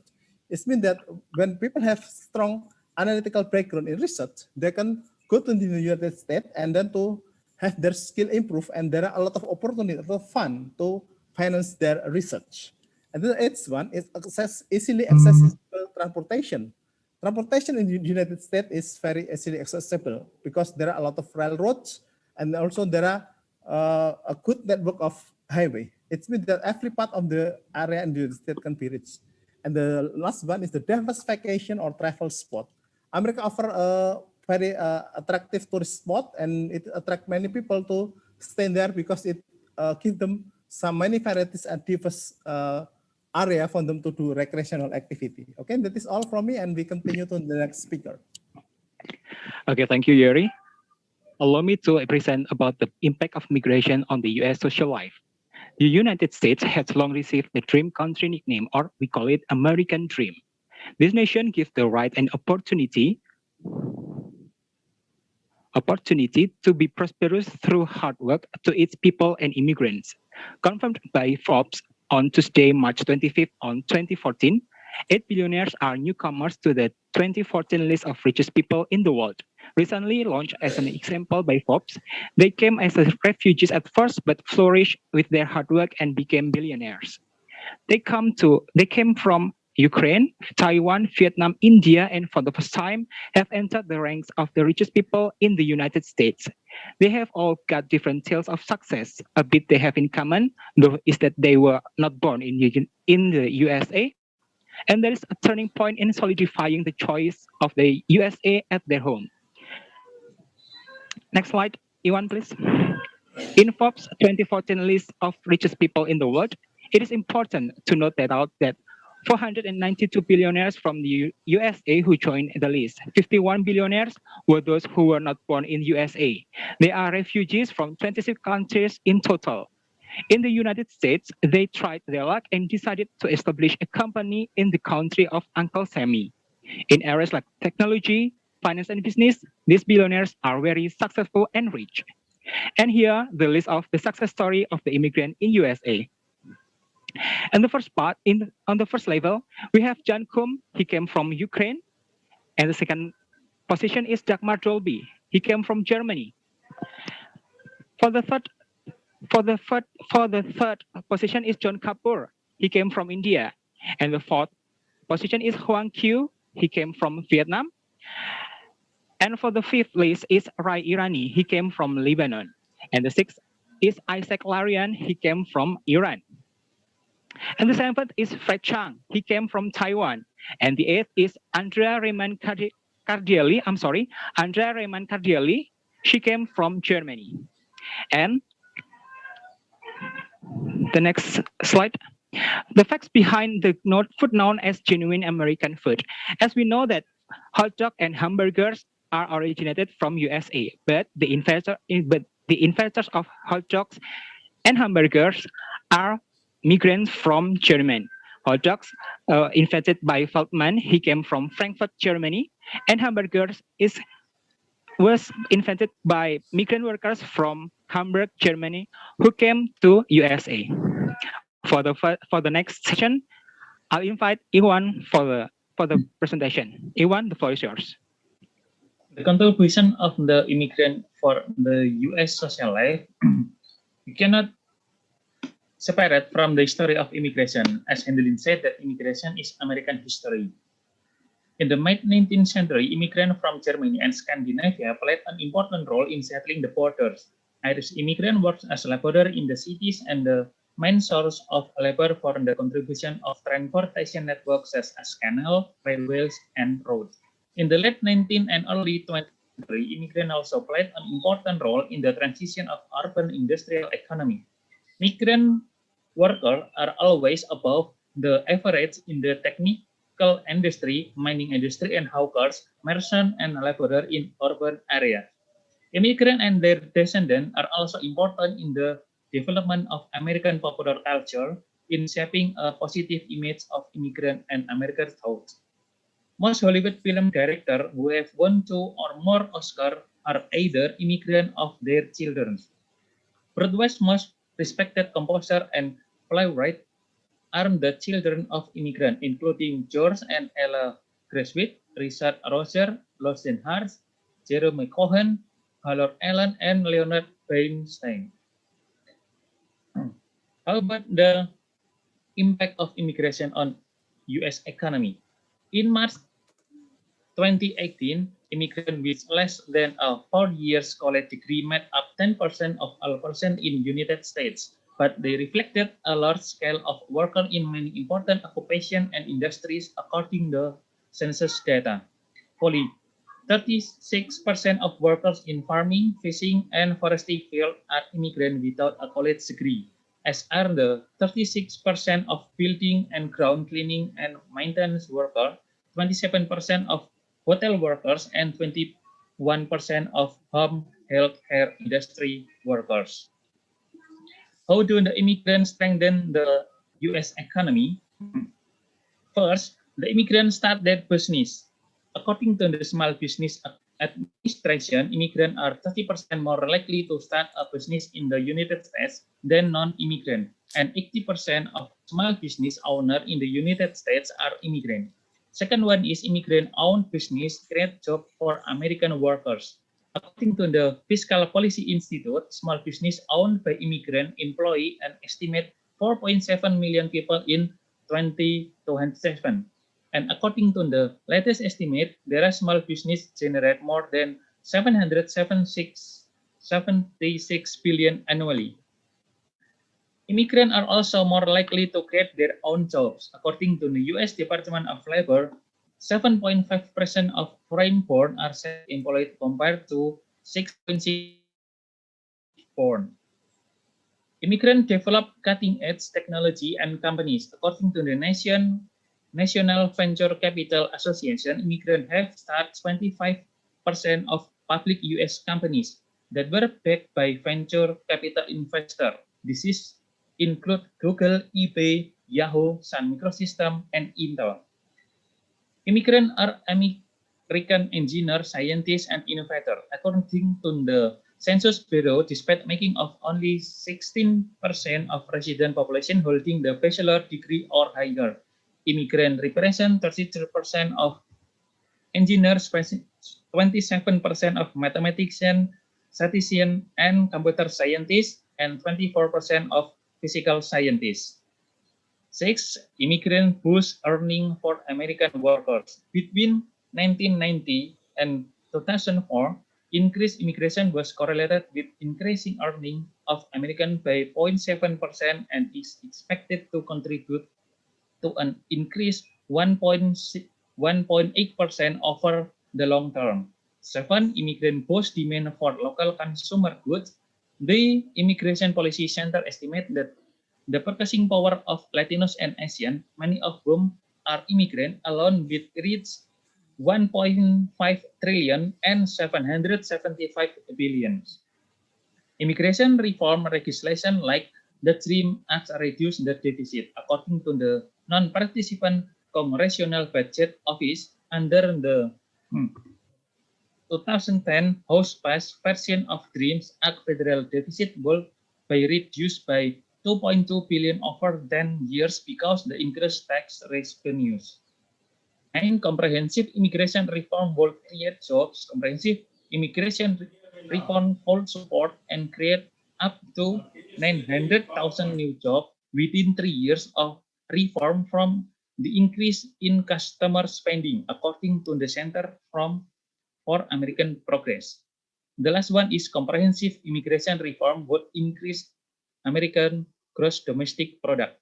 The non-participant Congressional Budget Office found that even under low investment assumptions, comprehensive immigration reform would increase gross domestic product by between 0.8% and 1.3% from 2012 and 2016. Again, the thanks part go to you, Aul. Okay, so the conclusion from the whole research are the first America is a land of immigrants in 1776, and it has a motto, a pluribus unum. A pluribus unum itself proposed in 1776 by the first great deal of the United States that are John Adams, Benjamin Franklin, and Thomas Jefferson. This motto means one for many. It refers to American determination to shape a single nation from an aggregation of states. This motto has served as a reminder of Americans to make one unified nation of people from many different backgrounds, races, genders, and beliefs. And even though the US has the motto E pluribus unum, many American citizens are still hold a prejudice against immigrants and speculate that immigrants will threaten their economy by attacking jobs, housing, healthcare, and many more. However, Americans must change their attitude to the immigrants because, in fact, immigrants have contributed to strengthening American nation, such as they are advancing the economy of the country. Such the last few decades, immigration have significant long-term benefits for the native poor in America. Immigrants are pushing them into higher paying occupation and raising the overall pace of innovation and productivity growth of the country. They are also enriching American culture, not only contributing to the economy, but the arrival as Americans' unique identity as a large, they are also maintaining our country. It is because immigrants can contribute to America's better understand the global political and cultural map. And last, as students, universities from various countries will develop America's intellectual capital. As we know that the elite university in America are dominated by Asian students like from India, China, Singapore, South Korea, and many more. They are excel in various academic fields that will contribute to the development of American intellectual capital in the future. And the suggestion for our team are covered from three different perspectives. The first one, the American government policy. The second one is for the Native American, and the third one is for the immigrants. The policy of immigration should be updated. So the Congress should increase the visa cap for the visa holders H-1B and H-2B. So what is the purpose of this policy? It is to avoid high-skilled or low-skilled immigrants to take their talents to other countries. And then Congress also should abolish the quota limit for green card recipients.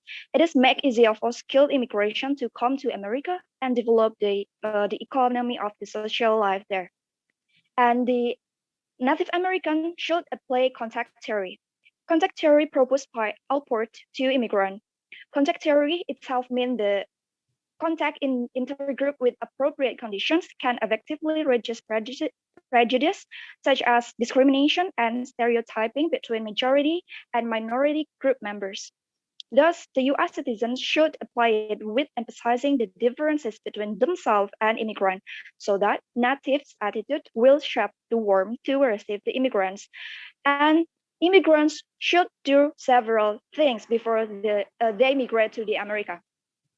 They have to master in English language because it can help the immigrants to find housing, looking for jobs, and to build a connection with with Native Americans. And then they have to learn American cultures, rules, and lifestyle. It can help immigrants avoid depressions due to culture shock. Then it will make they feel suitable with the condition there. And then they have to know about history, politics, and current events in America. It is to make immigrants feel more committed to their community. And last, they must have a visa to get official permission to work or study in the US. So they will be legally recognized and treated better by the US government and native citizens, and they will not run the risk of getting deported from America. All right, thank you. And I'd like to close the presentations by a quote from Franklin D. Roosevelt. Remember always that all of us, and you and I especially, are descended from immigrants and revolutionaries. Thank you. That's for Team USA.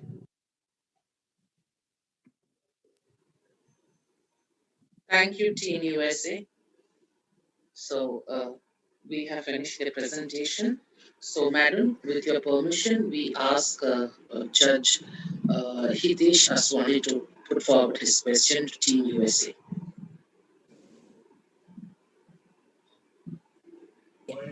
Yes, Dr. Philomena, you can ask the judge to. Yeah. Hello. Yeah. Thank you for the opportunity for asking questions to the team. Yeah, I think it was a good presentation, and I like the suggestion that having a mastering English language is very important, and American English. If you know a better American English and accent, then they will count you as one, or they don't. So it's a good suggestion that we need to focus on that. But my question here is it is somewhat related to capitalism, and it's a long question, but I'll just try to simplify here. Do you think United States is trying to curb migrants through digital entrepreneurship or digital media? Because every immigrants to USA think of living the American dream, but with the help of American dream, with the help of digital entrepreneurship, now anybody can live the American dream, earning their levels of wages by working remotely through their own country, maybe from Philippines, from Bulgaria, from many countries, from India. You just sit in your country and start trading with them. Then you don't have to migrate there just for the better opportunities.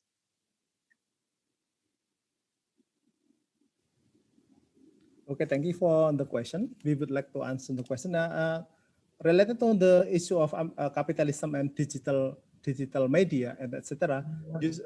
Maybe some immigrant from Philippines and Vietnam and some popular country in Asia, they don't have a strong skill in IT and digital skill, but they're still highly needed, especially related to their ability to speak English very fluently. Philippines used to be the colony of United States, and their capital is strong spoken English like India.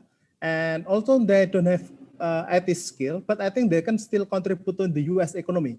Many sectors still need their service. For example, like health, nurse, like for example, like the skill of nurse. In the United States, they need a nurse who can speak very fluently with the patient. And nurse does not need a high skill in digital technology. And then they need a lot of nurse from Taiwan, for example, or from Philippines. And so it's mean that although immigrants do not have strong IT skill, but there are a lot of sector in the US that they can fill. There is a lot of gap, whether it is skill or unskilled, digital or non-digital, there is still a lot of gap that can be filled by labor from poor Asian country. So maybe from other members, would like to add, Mr. Apri and Aulia?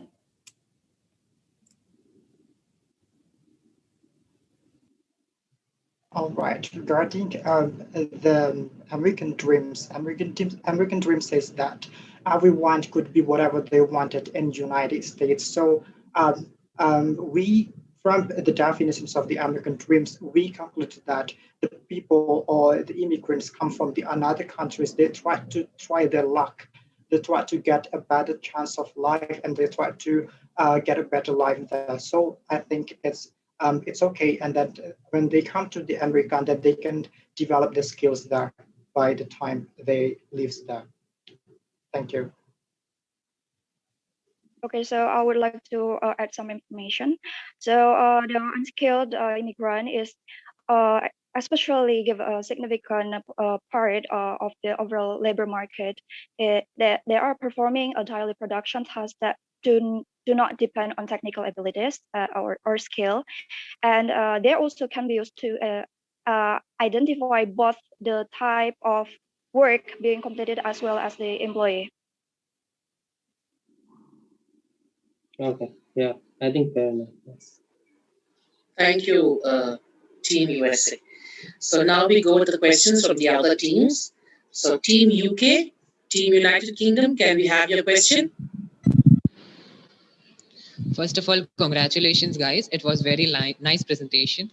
So the question goes from Team UK is, there are a lot more cities in the US which are highly preferred, but what about the rest? So what can be the measures to overcome such problem?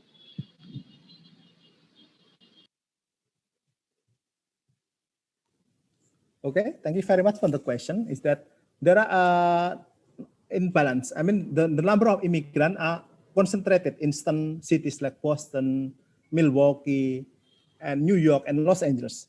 I think every immigrant has their own choice of area. For example, Vietnamese choose the eastern coast, while the Mexican choose the state that share border with the Mexico. It's mean I think the problem with the concentration of migrants is related to the previous number of migrant proportion. For example, many Chinese live in New York. It means that the next migrant will be likely to go to New York because they will feel more comfortable meeting their predecessor, because they will feel they will start to build a Chinese town, or in India they also start to have India town in, for example, New Mexico. I think to solve the problem is that the government of the United States can open up new pieces. I think, as you see, migrants are very creative. They are entrepreneurial. They will open up new opportunity. When there are more job opportunity, migrants from different locations will come to the area. It is very, very, very suitable, for example, to starting business in the new area that not already been developed. For example, in the area of Utah, in the middle of the United States, there are not many immigrants there. But the government can give some incentive. For example, they will give soft loan, for example, if people start business there. There could be some policy like that, so that they will attract migrants to move to another town, which is not highly populated by migrants. That will spread migrants more evenly to another areas of United States. Okay, maybe the other team will like to add your. Adding to this, I think the reasons or the other reasons for the immigrants, probably they considered about the living spaces, also the living cost. It's the fact that Americans on average have over twice the amount of living space for residency and per person as European Union residents. And this also means that the land prices and property prices are more affordable, with some exceptions such as New York City and Los Angeles. So I think the immigrants also considered about the living cost. They try to find the best place to live at the United States.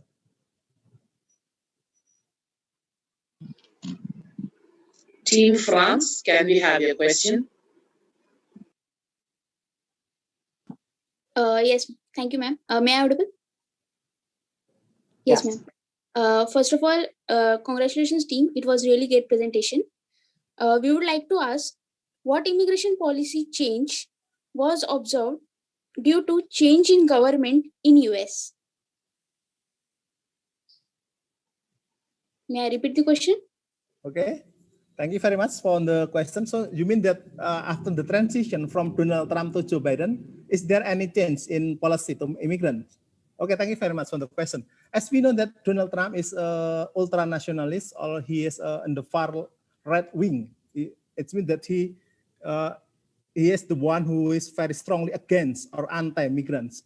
But it's different from Joe Biden. Joe Biden is more receptive to migrants. For example, you see that Kamala Harris, his vice president is of Indian migrant, and his father from Jamaica, and his mother is a successful cancer researcher from India. It means that Joe Biden accepts anyone who want to contribute to the U.S. economy and also U.S. political life. Joe Biden also want to renew the agreement with Iran, especially related to nuclear. It is not related to migrant actually, but Joe Biden want to take a peaceful approach to any country in the world. He don't want to take war approach, different from Donald Trump. Donald Trump is very aggressive and is against anything that is not in line with American policy. Different from Joe Biden. Joe Biden is more cooperative, more acceptable, more welcoming to immigrants, and you can see from the example that he chose Kamala Harris as his vice president. That is real proof that Joe Biden is very welcoming to the coming of migrants from Asia and other countries in the world. That is a change of policy. We can say like that. Yeah, so I would like to add some information. So, in the Biden's position as the president elected in the U.S., they suggest that he would apply lessons from Canada on how to improve American immigration policy. They want to control for population. America's smaller neighbor allows more skilled immigrants, family-based immigrants, and refugees than the America system. Biden's immigration plan borrows heavily from the Canadian model by rejecting the false choice between different types of immigrants to embrace them all. So he also make a proposal to the Congress to allow the number of employment rate and accept PhDs from the U.S. doctoral program from the CAPS entirely. I'm sorry. He want to create a new temporary visa to allow the family-sponsored immigrants to come to the United States to live and work legally while they'll wait for a permanent residence. Biden also proposed to immediately increase the refugee cap to 125,000, which would be the highest number since the President George, and a huge difference from the roughly 10,000 admitted in the 2020. Team India, can we have your question, please? Firstly, amazing presentation. Well done. Our question is that you mentioned in your suggestions that immigrants should adapt the culture of America. So don't you think so that racism is increasing in America? So are there any policies for immigrants specifically?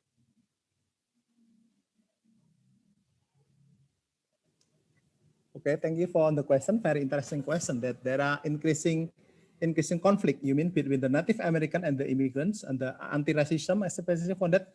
As you know that there's based on our conclusion, actually the American government, American Native people should cut the continuum of hatred against migrants. With the rise and the influx of migrants to the United States, it means that there will be increased hatred to them from some Native American people. It should be cut. This tendency should be cut. This continuum should be cut because it will make the relationship between migrants and the Native American is in stable position. There will be volatile. There will be a lot of conflict, a lot of friction, and it should be reduced. Some of the way to reduce this conflict is for example, the American open a community college for migrants. By joining this community college, at whatever age of their entry to the community college, immigrant will be accepted. There will be assimilation or assimilation to U.S. life. They will be taught how to communicate in English better. They will also be they will be acculturate to the American culture so that they will understand how to live in peace with American people. It means that the aim of community college is to reduce culture shock when they live in the U.S. and when they engage their work for their American employee, or better, they want to start their own business and recruit Native American people as their employee. That is the step taken by American people so far, and the success is depend on the current government, whether they can change the sentiment against migrants or not. But we believe that right now the change is positive. More people are acceptable to migrant. Like you see, the richest person from the world right now is Elon Musk. He is a migrant from South Africa. And also the second strongest woman in the American politics is Kamala Harris. He is also a migrant from Asia. It means that America start to open their hand to accept more migrants. The tendency is right now is positive. It's become negative during Trump era, but right now after Joe Biden, the wind has shifted the direction. That is what we learn from the situation right now. Did the members maybe want to add? Thank you, sir. Thank you. Team Canada, can we have your question? Team USA, that was a commendable presentation. Congratulations.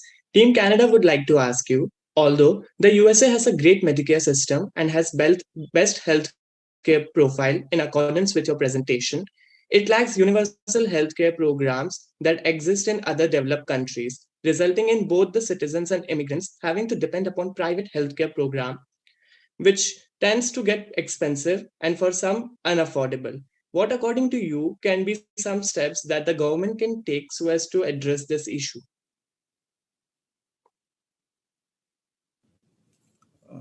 Okay, as you see, based on the economic of migrants, especially from the first generation migrant, the government should pay a lot of money to educate them for their education and also for their health. But when we see that the people are healthy, and when the Americans spend a lot of budget on health and also on education for first generation migrants, the investment will be in long term, not suddenly. Maybe it will be burdensome, it will be costly. It costs a lot of money to finance their health and also education need. But with the second generation of migrant, third generation, they will produce more high quality generation. The second generation migrant are more highly educated than the first generation of migrant. It means that they have had education, they can get better job, and when they start a new company, the company is bigger than parent companies. So it means that although right now, at the present moment, or in the previous moment, that it is very costly and burdensome for American healthcare system, but in the long term, it will be beneficial because they will produce quality children. They will produce a better generation who will be better than their parents, and in turn, they will pay for higher taxes. This taxes will be a revenue which will provide for better healthcare provider for other Americans as well, because they are highest taxpayers. Most of the immigrant children are they pay tax which is higher than those paid by the children of Native Americans. So it is a long-term investment. Long-term investment will the result will be can be filed or can be tested several years after they have their second generation graduate from university or high school. So that is I think that is the possible solution for educating and also providing healthcare for the migrants. Okay, that remember. Right, adding to the previous explanations, although the start of the healthcare does come at a cost, and many people moving to the States worry about the cost of the healthcare. In some cases, however, employees offer generous medical and dental care policies as part of employee salary package, depending on the job. So that could be one of the solutions for these matters. All right, thank you. Team Bulgaria, can we have your question, please? Firstly, congratulations, Team USA, for the magnificent presentation. My question is, do you think that President Biden's new immigration policy is a threat to the national security of the USA by accepting illegal alliances?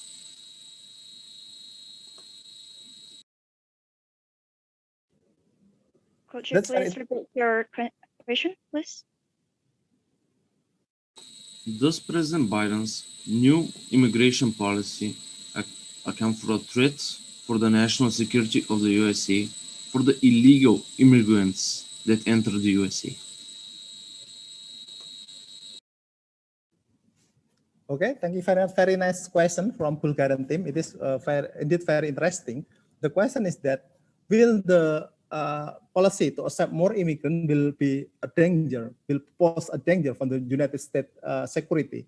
It is not a danger. There are a lot of undocumented migrants, or maybe undocumented or illegal migrants, but they're still needed by the United States to work in a very low skill. For example, they work as in construction work. Construction work need a lot of workers who just have force or brute skill. They don't need any education. They just need their physical strength.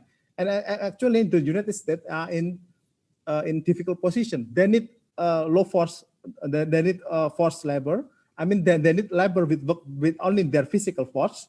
But at the same time, they cannot invite them legally. They cannot invite them formally to apply for a visa. So the United States just accept them because it is highly needed by the United States. And in the long term, after their skill improve, their language skill also improve, they can apply for a visa. At this moment, there are a lot of 1,000 illegal migrants in the United States, 1,000 undocumented migrants, because they are still needed by the United States.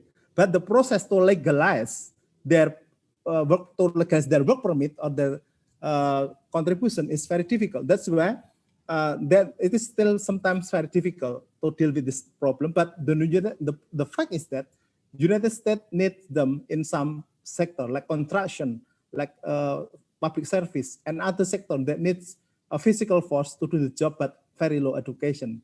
So that they're still needed, but sometimes they also pose problem because they are low skill, they have low education. It is sometimes they also commit crime. There are a high number of crime committed by low skill workers because of their low education and their tendency to do violence. And some of them also indeed deported from the United States. But actually most of them or many of them are still accepted by the United States because they are needed for the economy. Okay. Maybe? Yeah, I would like to add.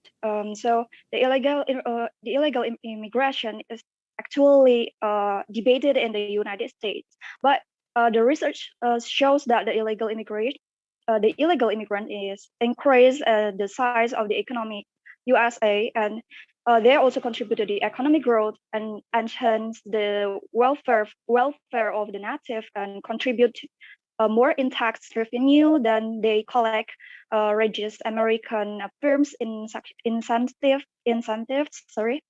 to offshore jobs and import foreign produced goods and benefit consumers by reducing the price of goods and services. All right, adding to the previous explanations, as what we said at the presentation previously, that America is an open and generous country which accepts both low and high skilled immigrants. The reason is that because there is a critical shortage of annual laborers and expert workers in STEM industry. So the large influx of immigrants will fill this shortage. Immigrants from Mexico, Latin, and Central America are mostly low skilled, while immigrants from India and South Korea are highly skilled in science and technology. So that's going to be the best reason for the America to accept more immigrants to the country.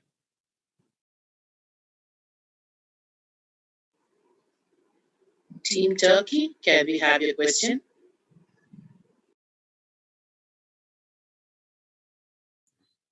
Yes, USA, that was a very insightful presentation. Thank you so much. Our question is,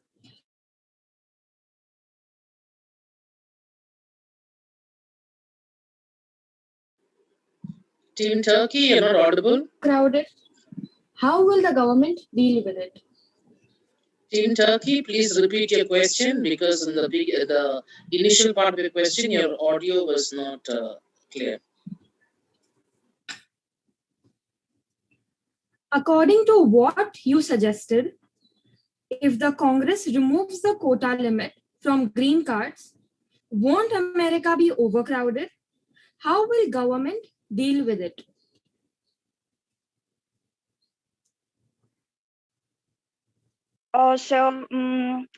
Actually, if the population increase in America,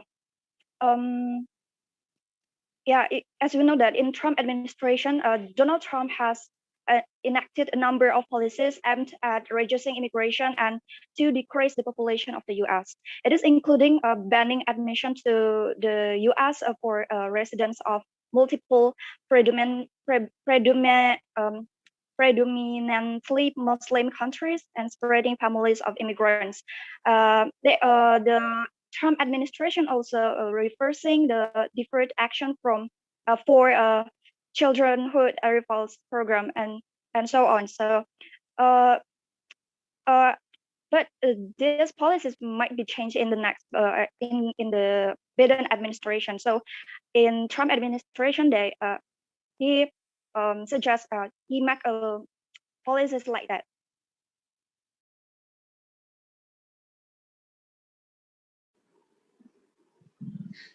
Team Australia, can we have your question? Yes, thank you. First of all, great presentation. Team Australia would like to ask, what are the initiatives by the government to help immigrants learn English?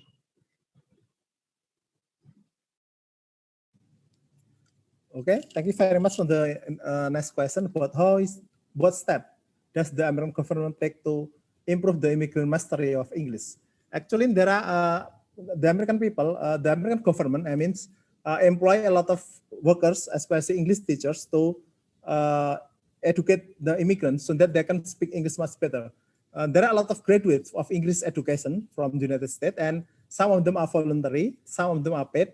And although it is voluntary, but those who do the work will get a lot of experience from teaching the migrants. And it is valuable for them when they want to get another job after they graduate from university. So the policy taken by the United States government is that for a new teacher, for a new person teacher, sometimes it is a voluntary job to teach the migrant. And for experienced teacher, they will get payment for teaching the migrants. This policy still works because both the paid job and the voluntary job offer a better job opportunities in the future. So that is the policy taken by the United States government to attract English education students to teach the immigrant. There the government gave such incentive that it will better their career later in their life. Okay. Okay.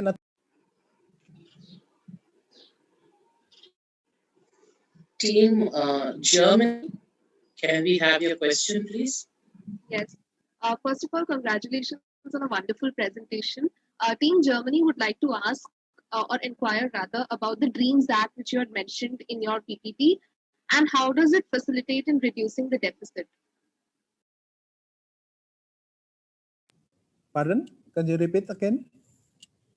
Team Germany would like to inquire about the Dreams Act which you had mentioned in your PPT, and how does it help in reducing the deficit? The dream that help reduce the deficit? What do you mean by the dream? In one of your slides, you had mentioned the Dreams Act. So could you please elaborate about it? Okay. Okay, so we would like to answer the question, and that the policy taken by the United States is that the policy to accept the immigrants so that they can reduce the deficit is that as you see that American migrants are very entrepreneurial. They are very quick at adapting to changes.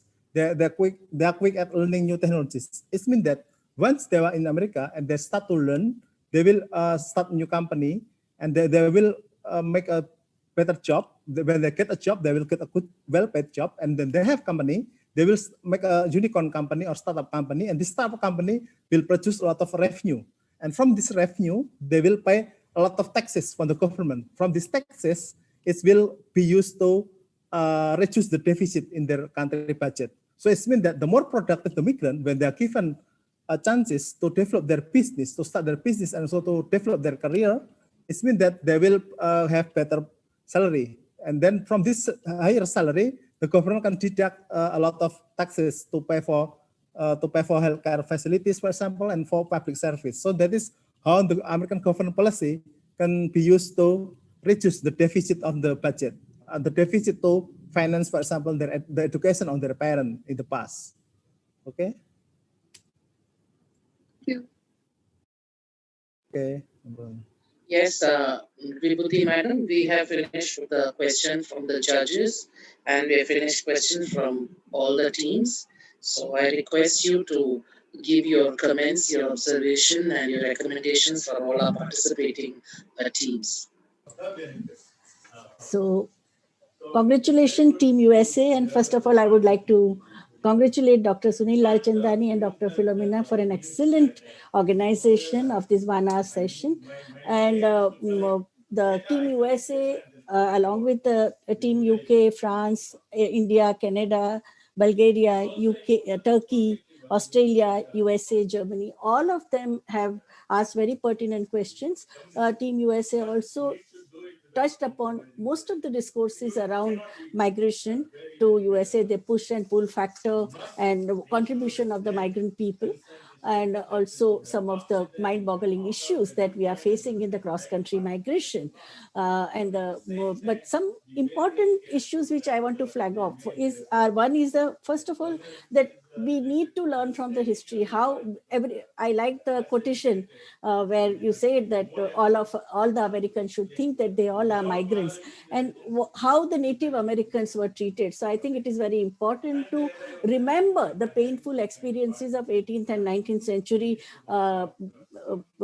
history, where Anglo-Saxon population invaded and also the European, Spanish and Portuguese and German, when they invaded America, and the native population, what happened. And currently also the condition of our relatives live in Arizona, and we have seen the reservation in which the native population has to stay. And instead of telling them to assimilate to the American, and what is American culture? Everyone has contributed to American culture. In the 60s and 70s, they were talking about the melting pot theory. You forget your own culture, and once you come to America, you come out. And as against that, the Canadian model, European model, where we talk about the multiculturalism, pluralism, I think that is a far more humble way that everyone has to contribute. All the cultures have to contribute, and all the good and cherishable aspects of those culture we need to take up. That is one. Secondly, the whole history of the racial attacks, mainly because of the unemployment problem. And I think that it is not that we can't solve it. There are Scandinavian countries have reduced the working hours, and there are so many humane way of providing basic quality of life to the people, so that this xenophobia goes away. Another thing, that the contribution, I think many of you, I think even Olia in her point, she made a point that all migrant workers, whether they are classified as skilled or unskilled or semi-skilled, all of them are making contribution. As compared to native workers, they work at a 1/4 and 1/3 and 1/5 of the wages, which I have seen extensively, because my community Patels are everywhere in USA, and one has seen that you have a local Anglo-Saxon white population worker, and you have a worker from Mexico. That person will work much more and also at a very low cost. So I think let us understand that migrant workers, they are the builders of the economy. Third one is about the whole melting pot theory versus the pluralism. That is this thing. So post-colonial discourse, I think we can't, when we talk about migration, we can't put the 200 years of colonization of Africa, America, and Latin America, and Asia, and also 500 years of history of slavery under the carpet. We need to have that historicity. So discourse on migration should be historically contextualized. Another thing, that when we talk about American culture, what do we mean? American dream, is it hedonism, insatiable consumerism, or we have to learn from other, like African concept of Ubuntu, or Asian concept of cooperative, the sharing and caring. I think all these nice points, which nice cultural history and the legacy that different cultures have given, I think we must remember to reorganize the economy now in the post-COVID period. Another thing, that when it comes to migration, now many social scientists are using network theory, that as you said, that if one Chinese person is in Manhattan, others would also feel like that. But it is not only the cultural affinity, but the support system which the your predecessors provide. So I think the network becomes very important. And also the question of investment in public health or subsidized education, I think that is very important, which Europe and Canada has done. And America, it is you can't afford to get, there are n number of books which say that you can't afford to get sick. And even in response to coronavirus, we see one of the highest numbers of death due to COVID virus has been in America, mainly because of the private healthcare, private system. It's extremely expensive to get healthcare system. But I think on the whole, I congratulate all of you because you have such a complex issue of migration, and that too such a in the 60s, what kind of pattern was there, how it changed, and now it is people are going mainly the reasons, 12 or 15 reasons that you have given. I think they are very important to remember. And I think all the questions also which were asked by other teams, they were also excellent and very pertinent to understand the complex issue of migration. And I congratulate all teams. Thank you. And the judge, Dr. Hishesh Ashwani, you also asked the very sharp questions. Thank you so much, madam. Thank you for your valuable suggestions and your keen observation. Thank you so much. Thank you. Thank you very much, Vibhuti Madam, for accepting our invitation, please. Thank you. Thank you. Thank you. Very nice. Sunil sir, do we have the chairperson in the next session? Yeah, I can see him in the Zoom room. He's already there. Rahul, are you there with us?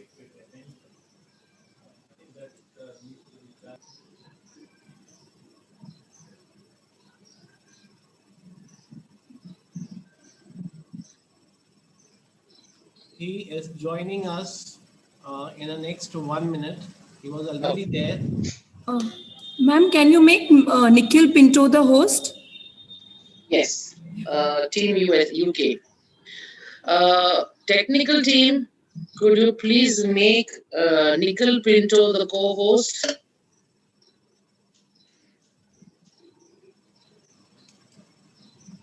Nikhil, please check whether you've been made the co-host. Not that, only Nikhil Pinto, not Team UK Nikhil Pinto, only Nikhil Pinto.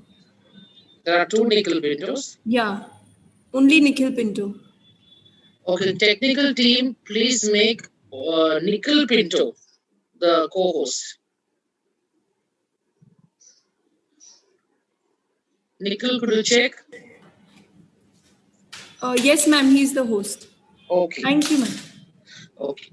So we are coming to the last session of this 2-day conference, and I think everybody is relaxed except Team UK. So finally, it's your turn, and we will not waste much time. We will begin. Our chairperson is here, so you all know the rules. But there is a request that those who are finished, you all are discussing what question to be asked and how they perform. Please mute your mics. And when the previous chairperson was speaking, I could hear some conversation in the background. So please mute yourselves, and then you can discuss or answer your phone calls or whatever it is. But otherwise, the rules remain the same. You will share your screen, and once you finish, you will stop sharing, and the presenting team will have their videos on. Okay, so let's continue. Sunil sir, please introduce the chairperson for the session. Yeah.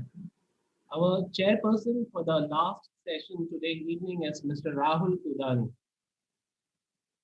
Mr. Rahul Dudani is the Vice President Risk Management associated with BNY Mellon, the financial services firm, since last 4 years. He is a seasoned banking and financial services professional with 16 years of experience and proven capability in risk and risk management, compliance and governance. Previous to this assignment, he has worked in various capacities with various organizations in the field of international finance. His past assignments include Senior Associate, Global Operational Risk Management with Nomura Finance, Consultant FRM with KPMG, Assistant Manager and Analyst with Prudential PLC, and Process Trainer with WNS Global Services. After pursuing his bachelor's degree in management studies from CHM College, Mumbai University, he completed his master's from Wellington's Institute. Yes, I feel very proud to announce that Rahul is from CHM, and he is the student from the first batch when I joined CHM in 2003. It's very privileged for me to invite and announce for my own student, Rahul Dudani. Well, he has a vast experience of 16 years, as I say, that makes him confident to deal with his functions in the corporate world very well. He is a man of virtue and simplicity who believes in inspiring the younger generation. With perseverance, hard work, high spirit, and willingness, this person has become something that many management graduates would love to aspire. He also believes that life is a never-ending journey of learning and developing oneself, and that having spent 16 years working is only a beginning. That's great, Rahul, to hear from you today. I welcome Rahul Budani at the 28th International Economics Convention hosted by CHM College under the agents of Hyderabad's International Collegiate Board, Mumbai. Over to you, Rahul. Thank you very much, Sunil sir, for this wonderful introduction. I am privileged to be part of this convention actually, and I was looking forward for this actually for the whole week. And thanks for inviting me. Thank you very much. Hello to everyone. I know this is almost the end of the convention, but I've just joined, so a big welcome from me as well, and thank you for the warm welcome too. It's great to see you all participate in such a great event. I think this is as close as it can get to the real world in terms of practicality. When you hit in the real world, talk to real people in terms of business. When you go out and whether it's a job or a business or any assignments that you take, I think this is as real as it gets in terms of city migrations, country migrations, etc. So I am looking forward to hearing from the UK team. Over to you for the presentation. Ma'am, can I start sharing my screen? Yes, please start, and I'll start timing you too.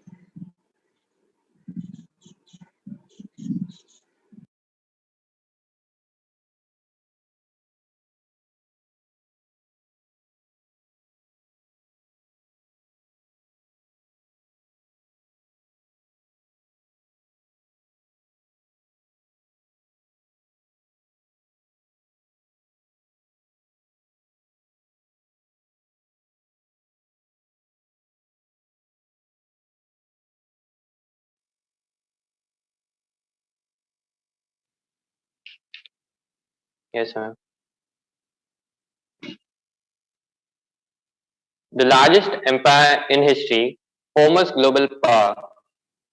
In the early 20th century, the country which had 23% of the world's population and 24% of area.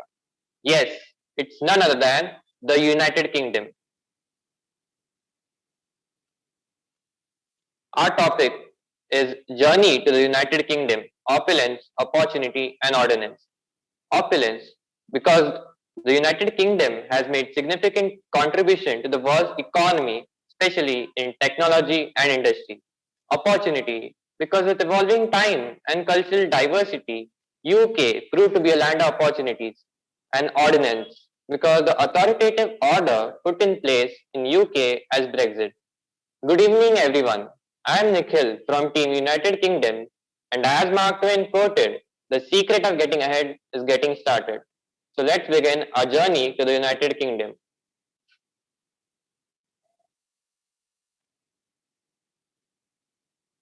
What exactly comes to your mind when you hear the word migrant? An asylum seeker, a traveler, a person on the move, and so on. Let's take a look at some figures regarding international migration. The number of migrants globally in 2019 was 272 million. That is just 3.5% of the world's population. India had the largest number of migrants living abroad, followed by Mexico and China.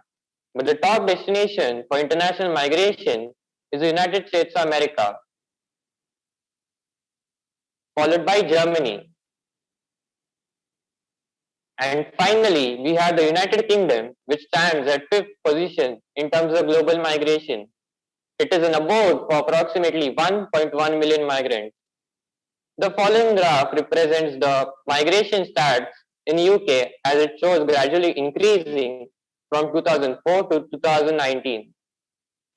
UK comprises England, Wales, Scotland and Northern Ireland. Over to you, Chitra. Let's see the opulence of United Kingdom through its country profile. United Kingdom follows constitutional monarchy and parliamentary government. Currently, Sir Boris Johnson is the Prime Minister and Queen Elizabeth II is the head of the state. Technological advancement. First, United Kingdom is the fourth most technological advanced country in the world with index ranking of about 8.75. The tech economy of United Kingdom is expanding 2.6 times faster, and the digital tech sector is worth nearly 184 billion pounds. Over to you, Avantika. Canon outline. English law is the legal system of England and Wales. Scots law is the legal system of Scotland. Northern Irish law is the legal system of Northern Ireland. Green United Kingdom. Coal is the richest natural resource of England, followed by natural gas and nuclear power. UK recycling rate of waste from households was 43.9% in 2012. However, greenhouse gas emissions were 23.6% lower in 2013 compared to 1990. Over to you, Chitra. Communal outline. There are 7 social groups in British class system. Second, UK is currently ranked 13 on the Human Development Index and 7 on the Index of Economic Freedom.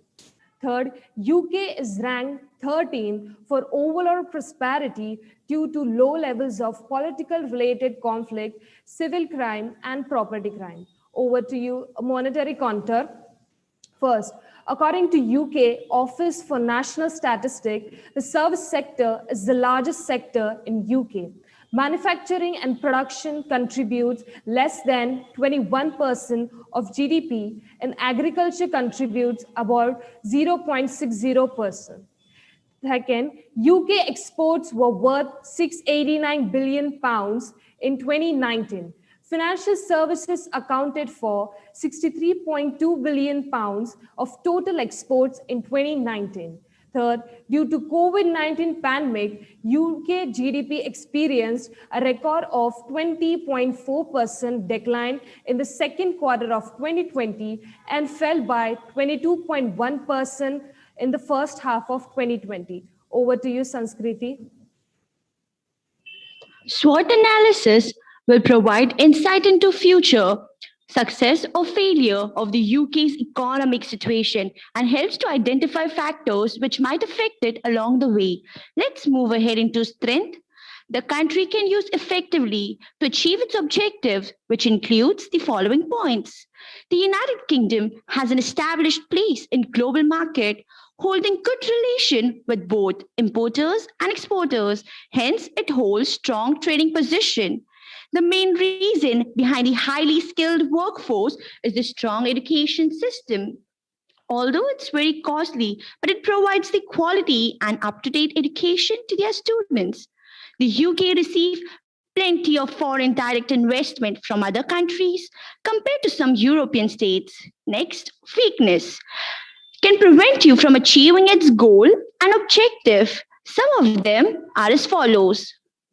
All the latest tech entrepreneurs and startups we see, they are from US. As compared to UK, there are very few of them. UK has a much wider gap between the rich and poor. This gap can cause all sorts of problems like crime, social injustice, etc. The United Kingdom is one of the most expensive countries to live. It is very difficult for a first-time buyer to buy a property. Next, opportunities are the potential ventures that might be pursued in any form of gains or financial profit. Some of the opportunities are as follows. Trade rules are springing up all over Europe and Asia, which might be a great opportunity for UK to find new trade partners as they can expand their business operation into the new market and increase their market shares. As we all know that US is the hub of all latest technology. Having strong ties with US, UK could adopt and follow the same tech culture to start a new technological development in its own country. As UK is positioned as the largest net exporter of financial and professional services in the world, currently UK exports are in high demand, which provides some optimism for future. Next, threat. Are the final factor in SWOT analysis. The possible negative forces for the United Kingdom might be competition because France, Germany, and many other European countries are growing at a very fast rate in terms of technology and wealth. It puts a lot of pressure on the UK's economy. Just like any other country, the UK has to consider the threat of a financial crisis, which could be triggered by events across the world. Over to you, Shubham.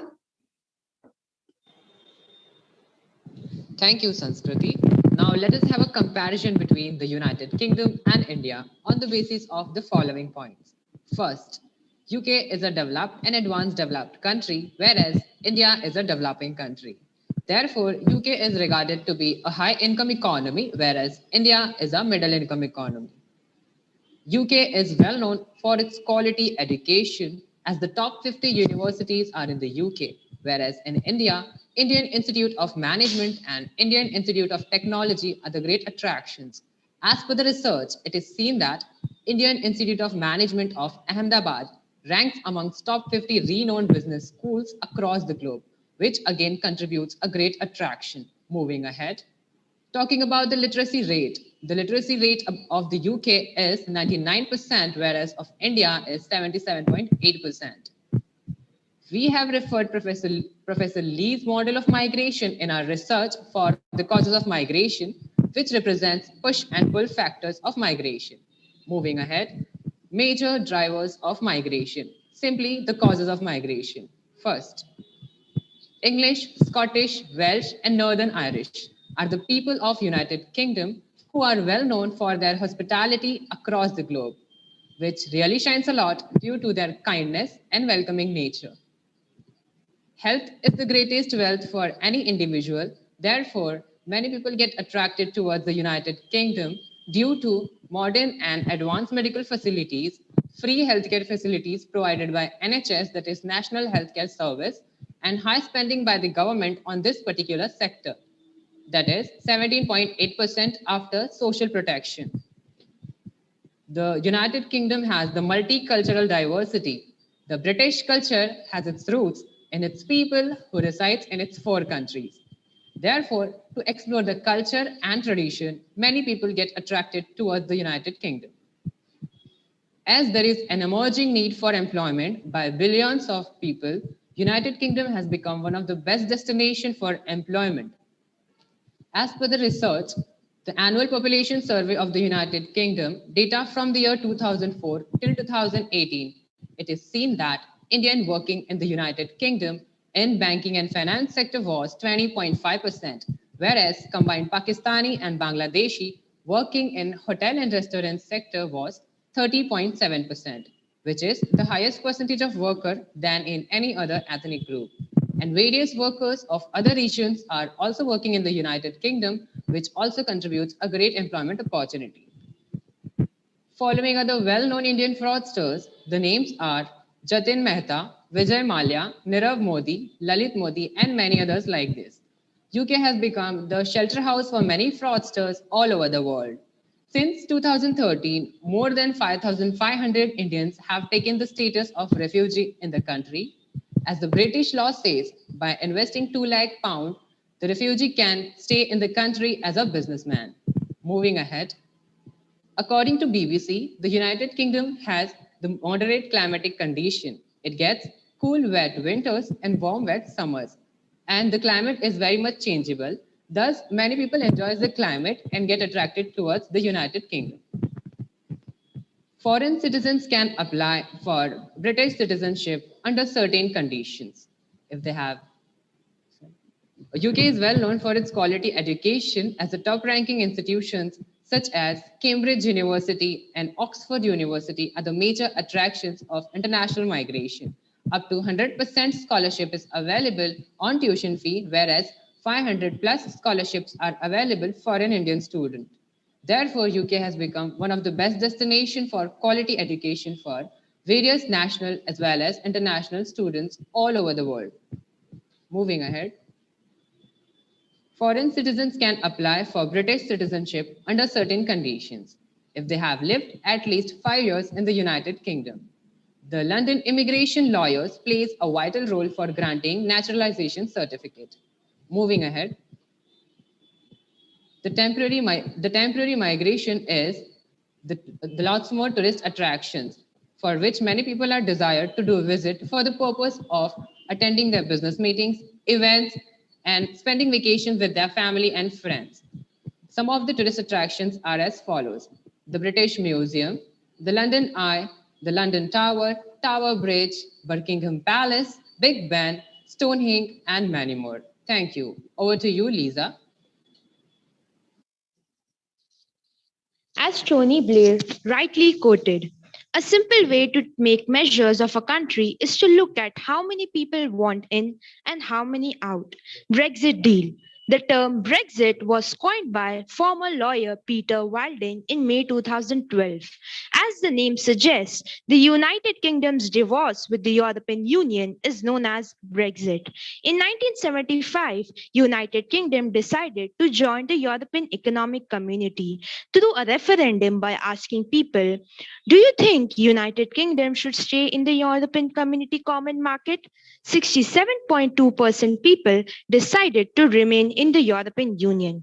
However, the United Kingdom had always maintained a distance from the European Union due to immigration of migrants from poorer European Union states, high membership fees, red tapeism, fear of refugee from Syria, Africa, and the Middle East.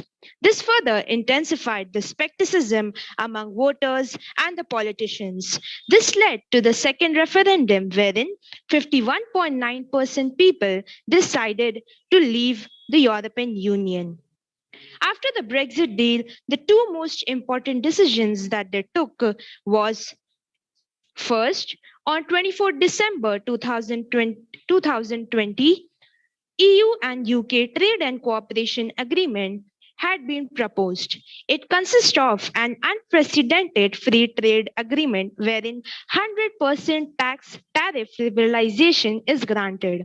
Second, ambitious cooperation on social, economic, and environmental issues.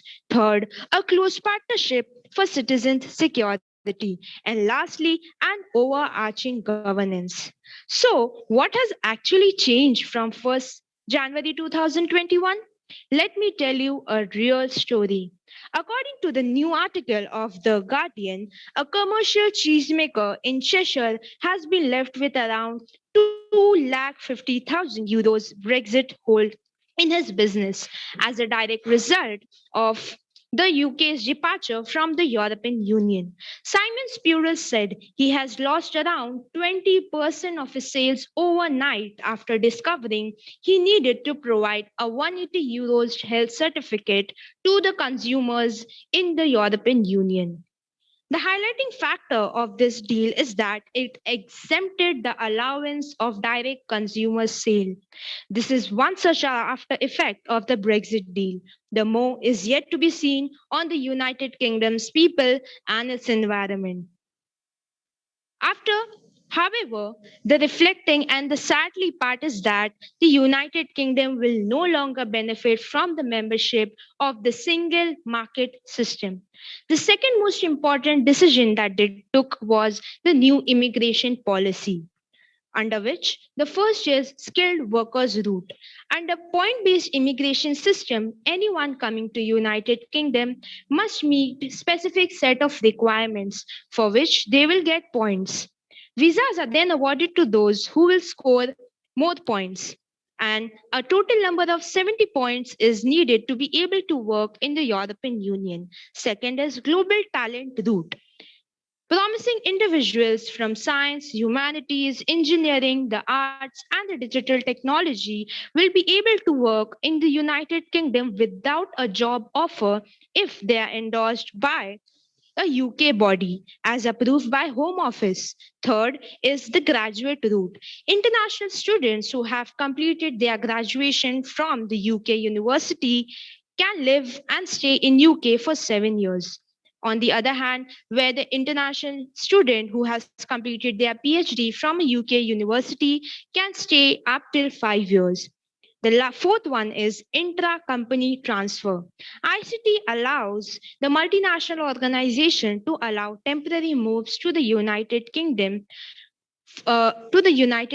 for key business personnel through the subsidiary branches. And lastly, other routes are startup and innovator route to attract entrepreneurial talent.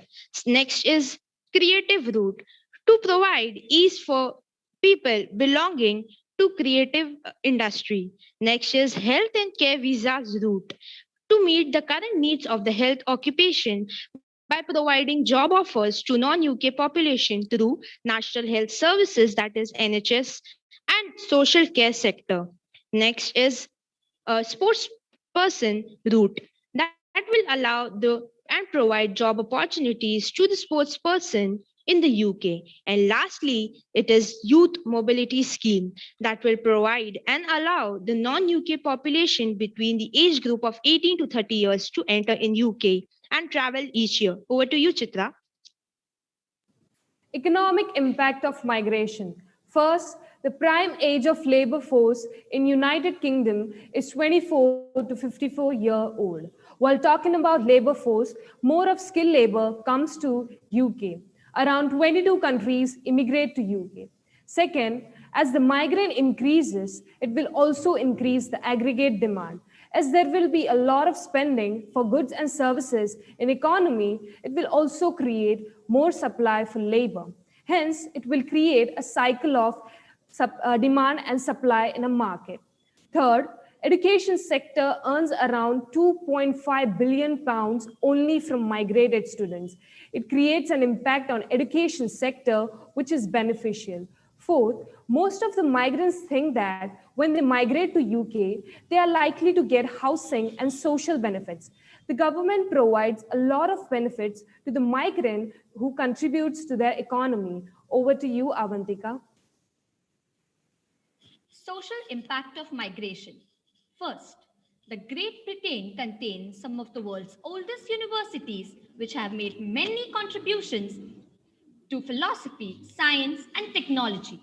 The Oxford and Cambridge universities have won around 180 Nobel Prizes. Second, as 20% of UK citizens finished education at 21 or later, but on the other hand, the migrants are more educated and have skilled qualifications. So they attract high skilled jobs and contribute to higher tax revenues. Third, as migrants are in a huge number, there will be a lot of competition among the higher skilled laborers and people with fewer skills. So, this will also create conflict and give rise to racism. Fourth, as there are people migrating to UK, it leads to an imbalance in the gender ratio, as there are more of male migrants moving towards the country. People's sentiment. After Brexit, the study found Remainers were 9% less likely to believe that migrants took jobs away from the non-migrant population. Locals of United Kingdom. First, according to the McKinsey report, it is conveyed that 10% locals believe that migration has increased a lot. 12% say that it has increased, but not much, just a bit. 45% believe that it remains as it is, just like the past records. And lastly, on an average of 24%, it is believed that migration has reduced little and sometimes reduced a lot. Now, as the main question arises, is migration one of the most important issues faced by the country? Yes. According to the Ipsos Mori, that is Market and Opinion Research International data, in between June 2015 and June 2016, European Union referendum states that immigration was continuously named as the most important issue the country UK has been facing, highest at 56% in September 2015. after all, decreasing from 48% in June 2016 to 13% in November 2019. About the same time scale, ADP European Union has given a rise in eminence. As regards to November 2019, it is stated as an issue of 62% with an addition of 42% showing in the National Health Services. Over to you, Sanskriti. As thousands of migrants step foot off the platform, they are repeatedly told to mind the gap. But not only did they mind the gap, they have also exploited the current loopholes. Let us see some of the suggestions. First, many employers will try to exploit migrant workers by paying them minimum wages. The government should try to protect migrant workers from being exploited. Second, as UK government has introduced a new point-based system at the beginning of the year, it leaves a very little time for business to prepare and to arrange the documents. Though UK has exited European Equality Act 2010 will be continued, which will protect the European citizen residing in UK.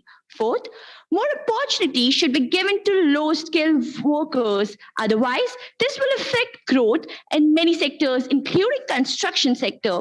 Fifth, this would allow UK and other European countries to manage the crisis better by providing refugees a legal means of migration.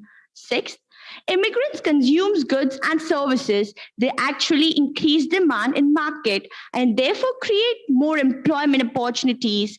Since Brexit has hit low skilled and medium skilled occupation, so UK government should do something to safeguard their interest. Seventh, Government of UK has done a lot to manage and control illegal immigration, but it is not sufficient. Government should enforce border security strictly. It should sovereign border control while Brexit so that illegal migration can be stopped.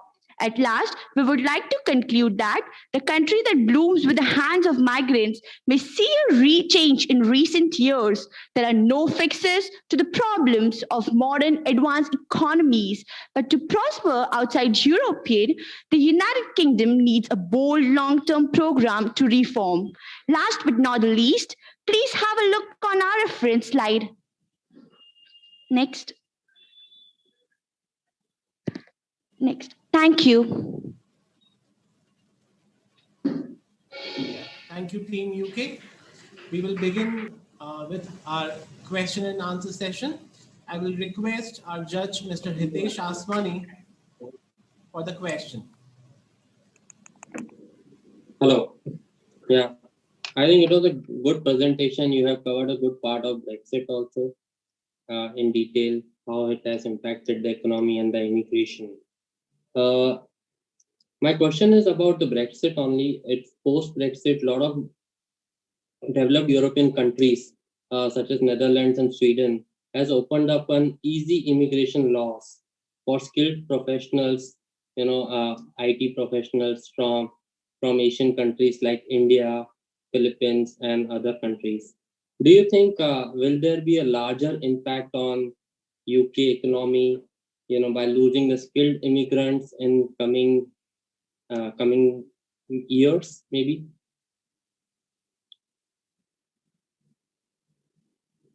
Thank you for your question, sir.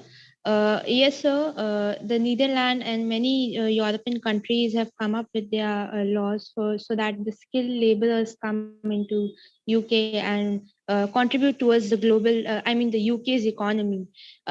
But one thing that will affect positively is that it will bloom the economy, but on the other hand, it will create a gap, or you can say a lag within the UK local population, because more concentration is being given to the skilled workers who will be coming to UK as a migrant. So yeah. Thank you. We can begin the question and answer round with the teams now as well. The first team, that is Team France, can you pose your question, please? Yes, sir. Am I audible? Yes, dear, you're audible. Okay. So, firstly, it was a great presentation. So, question from Team France is, Why was UK one of the worst affected country due to COVID pandemic, even after having huge investment in healthcare in terms of migrants?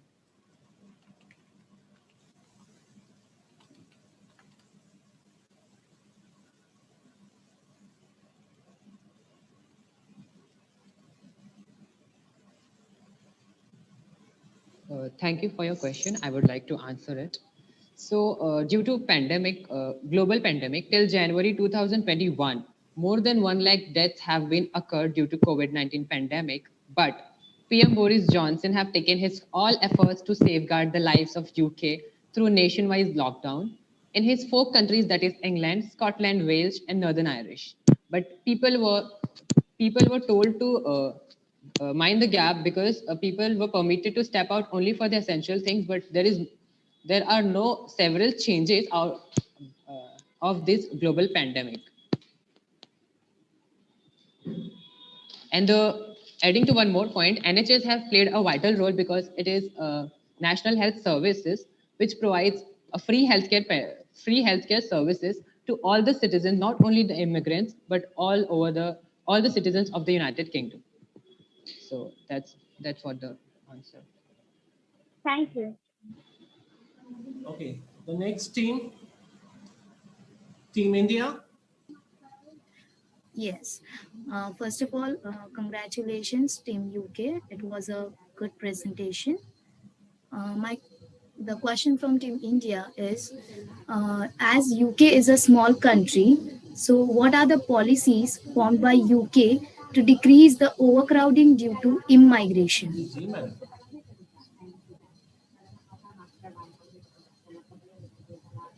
Sorry, can you repeat the question once again? Yeah, sure. Like as UK is a small country, so what are the policies formed by UK to decrease the overcrowding due to immigration? Thank you for the question.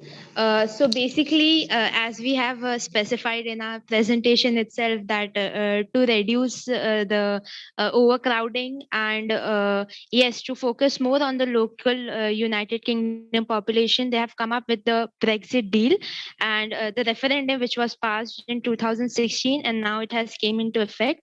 And after which they have actually tried to lessen the population itself. Thank you. Team Canada. Ji, madam. That was a marvelous presentation. With that, Team Canada's question for you is, taking into account the literacy rate of 99% that you stated, how is the government dealing with the increase in unemployment with millions of jobs being wiped out as an effect of the coronavirus pandemic?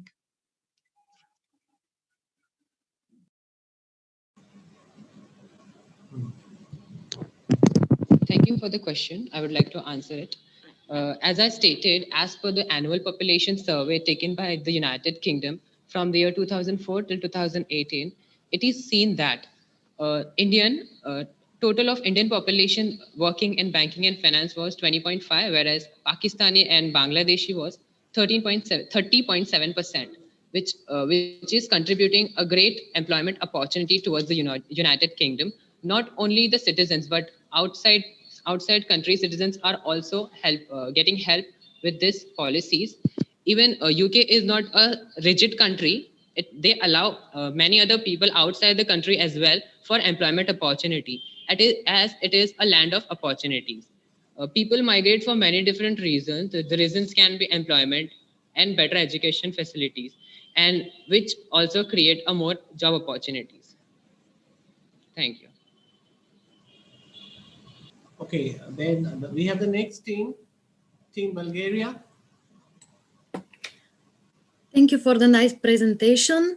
The question is, in countries with a high rate of migrants as United Kingdom, can we even talk about preserving national identity? How can governments balance between multicultural benefits and the protection of national identity?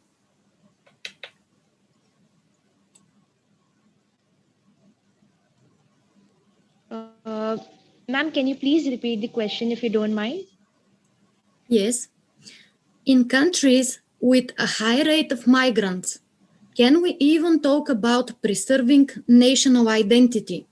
How can governments balance between multicultural benefits and the protection of national identity? Thank you for the question, ma'am. As the United Kingdom itself has a monarchy system, and it has been said that United Kingdom is known for its melting point of culture. So, and on the other hand, if you see from Bangladesh, from Pakistan, from India, from all over the world, people migrate for various reasons. So they themselves contribute to the UK's multiculturalism, what you can say, a multicultural society, and through that way in which they sustain that multiculturalism within the UK. Thank you very much. Okay. The next team, Team Turkey. A great presentation, Team UK. So our question for you is, what would be the suggestion for the betterment of the migrant situation in UK, especially when you said that the living is very expensive in UK?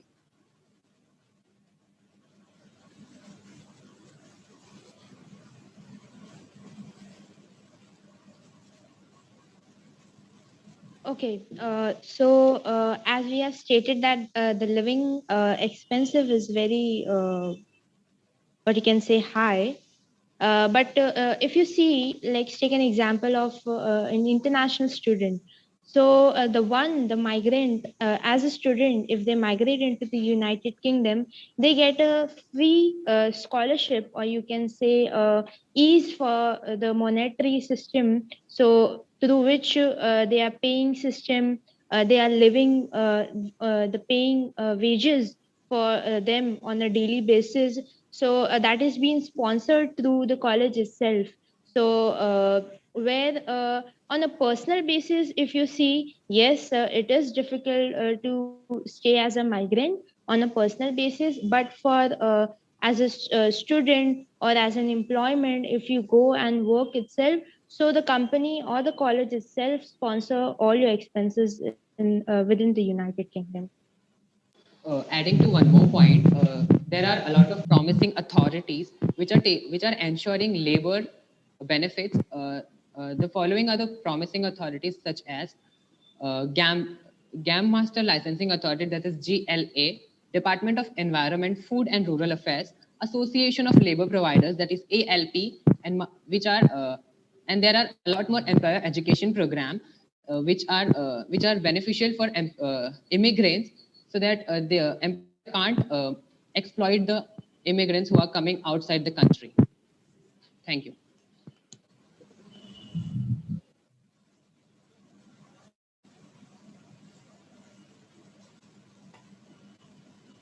Okay, next we have is Team Australia.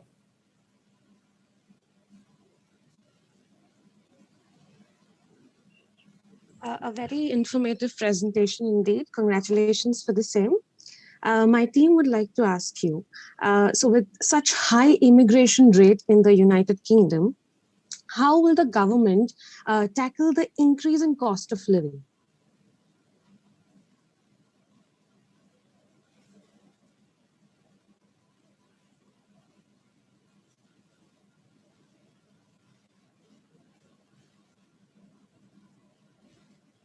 Team UK, have you got the question?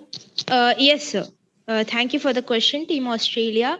So, to tackle the high cost of living, the government itself take the fiscal measures, what we call it, and as a result, when the immigrations come to United Kingdom, they themselves provide the government expenditure so that the ease of living is also being covered up.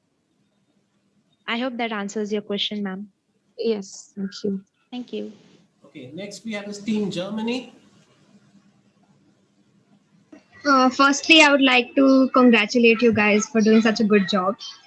Team Germany would like to ask that how will Britain manage their demand and supply equilibrium post Brexit as a ready market is no longer available?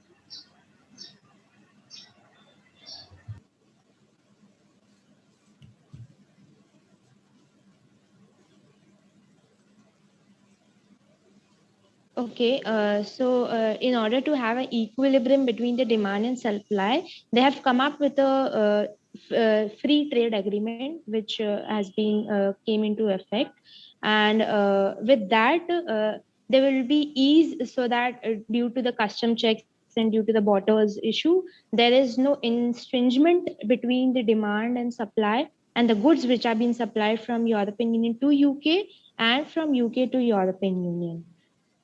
So, yeah. Okay, thank you. Okay, Team USA. All right.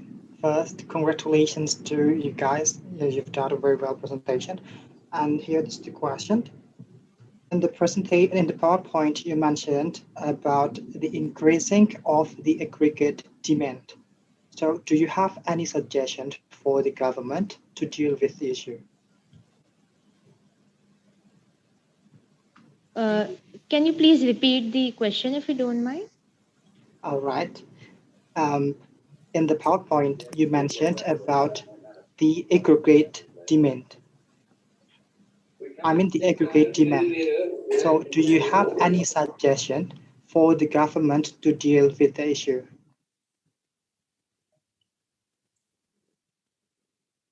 All right. So the immigrants that are coming to United Kingdom, they themselves, contribute towards to the increase in demand. That means the goods and services which are produced within the United Kingdom, they help to increase the aggregate demand in the country.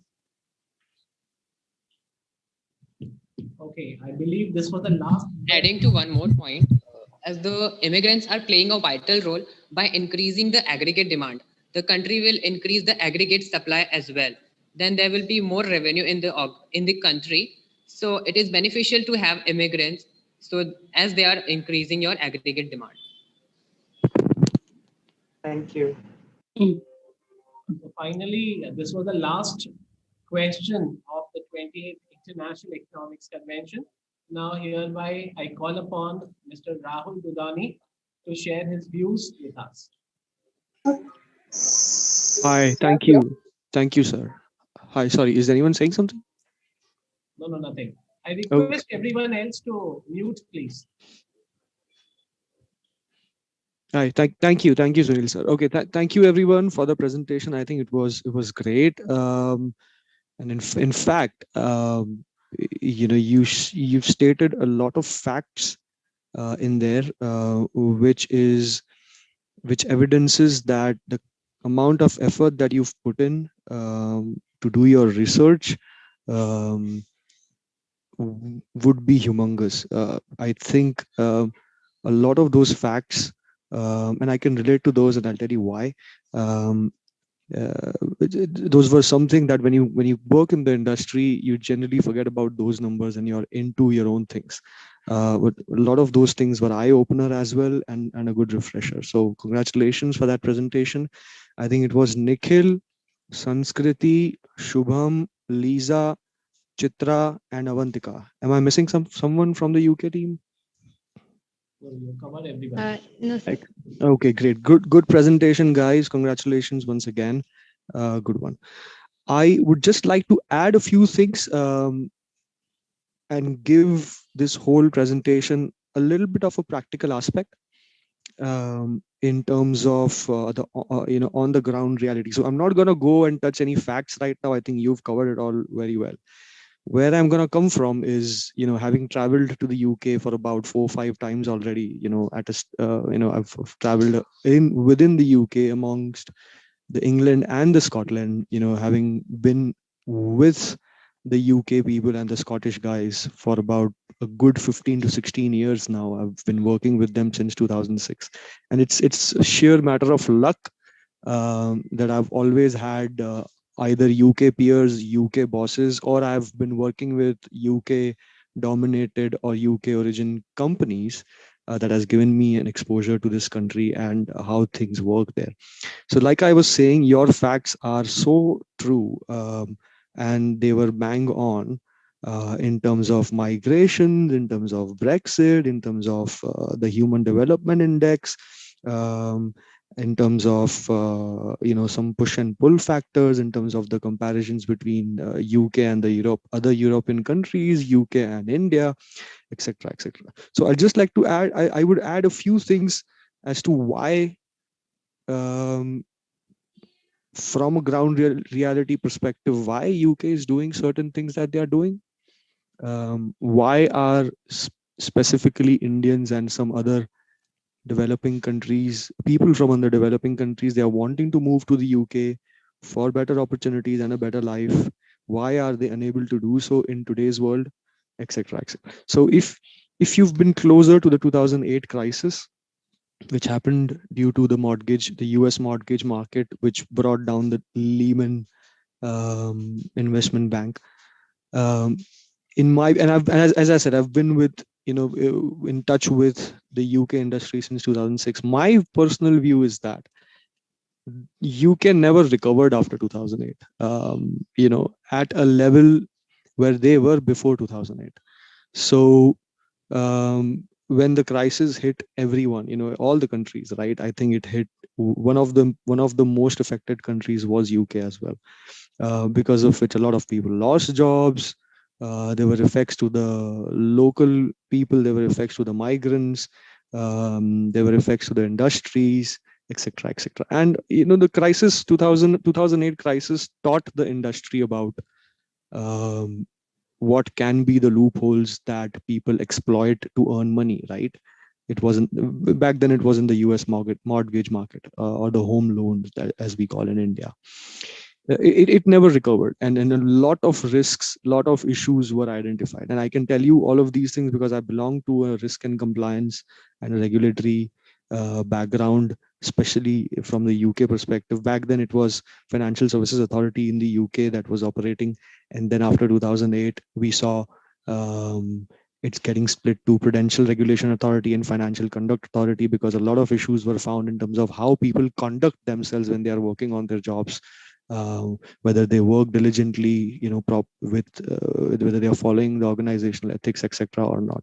So the overall regulatory atmosphere and the government and the municipal environment, it all just became very stringent. Okay, they wanted to restrict everyone from outside.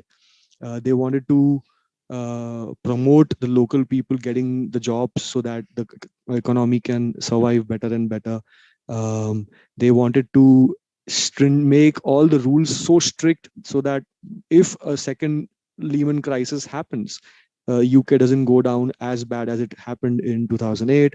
So a lot of things, whatever elasticity was there in the market, it was all tightened so much so that probably they fell in their own. Probably before 2008, because they had a lot of people who were in their retirement age, right? Then they were not earning, they were only reaping benefits from what they've earned for about 20, 25, 30, 40, 50, 60 years. Now they needed more migrants. And at a time when they needed more migrants, they had to stop migration because they wanted to promote local talent and, all of that. So they just, it's the game that they played, and they're still stuck with it. They still want to make the migrations a little difficult, and they don't want to stop that because they know that they can't survive without the external migrants, because a lot of their population is in their old age already. You would be surprised to listen to this, that every migration that happens from any country to the UK, the charges are so exorbitant. Probably 40% of those charges, and this is a very rough figure, the reality may be a little different, may range from 30, 50 to 60% as well. A lot of that money goes into upskilling their own people. So if you are traveling to the UK for education purposes or to work there, if you're paying about 10 lakhs, out of 10, 3 to 4 lakhs or maybe more goes into funding their universities, which can train local people. So, that's the extent of development that they are trying to do within. And migration to the UK will always be difficult, but you never know. Brexit has been restricting some migrations from the other European countries, so it may open up for India and other Asian countries even better than before. But you never know. We're still to see that. And you've rightly highlighted already in your Brexit related topics. I think what I wanted to touch more on that. I think a few people had questions on about why COVID was more in the UK, and the Human Development Index being a little bit down than the other European countries. But I think from a COVID perspective, I think that's the last thing that I want to touch, is that UK has NHS, right? It works. It's one of the best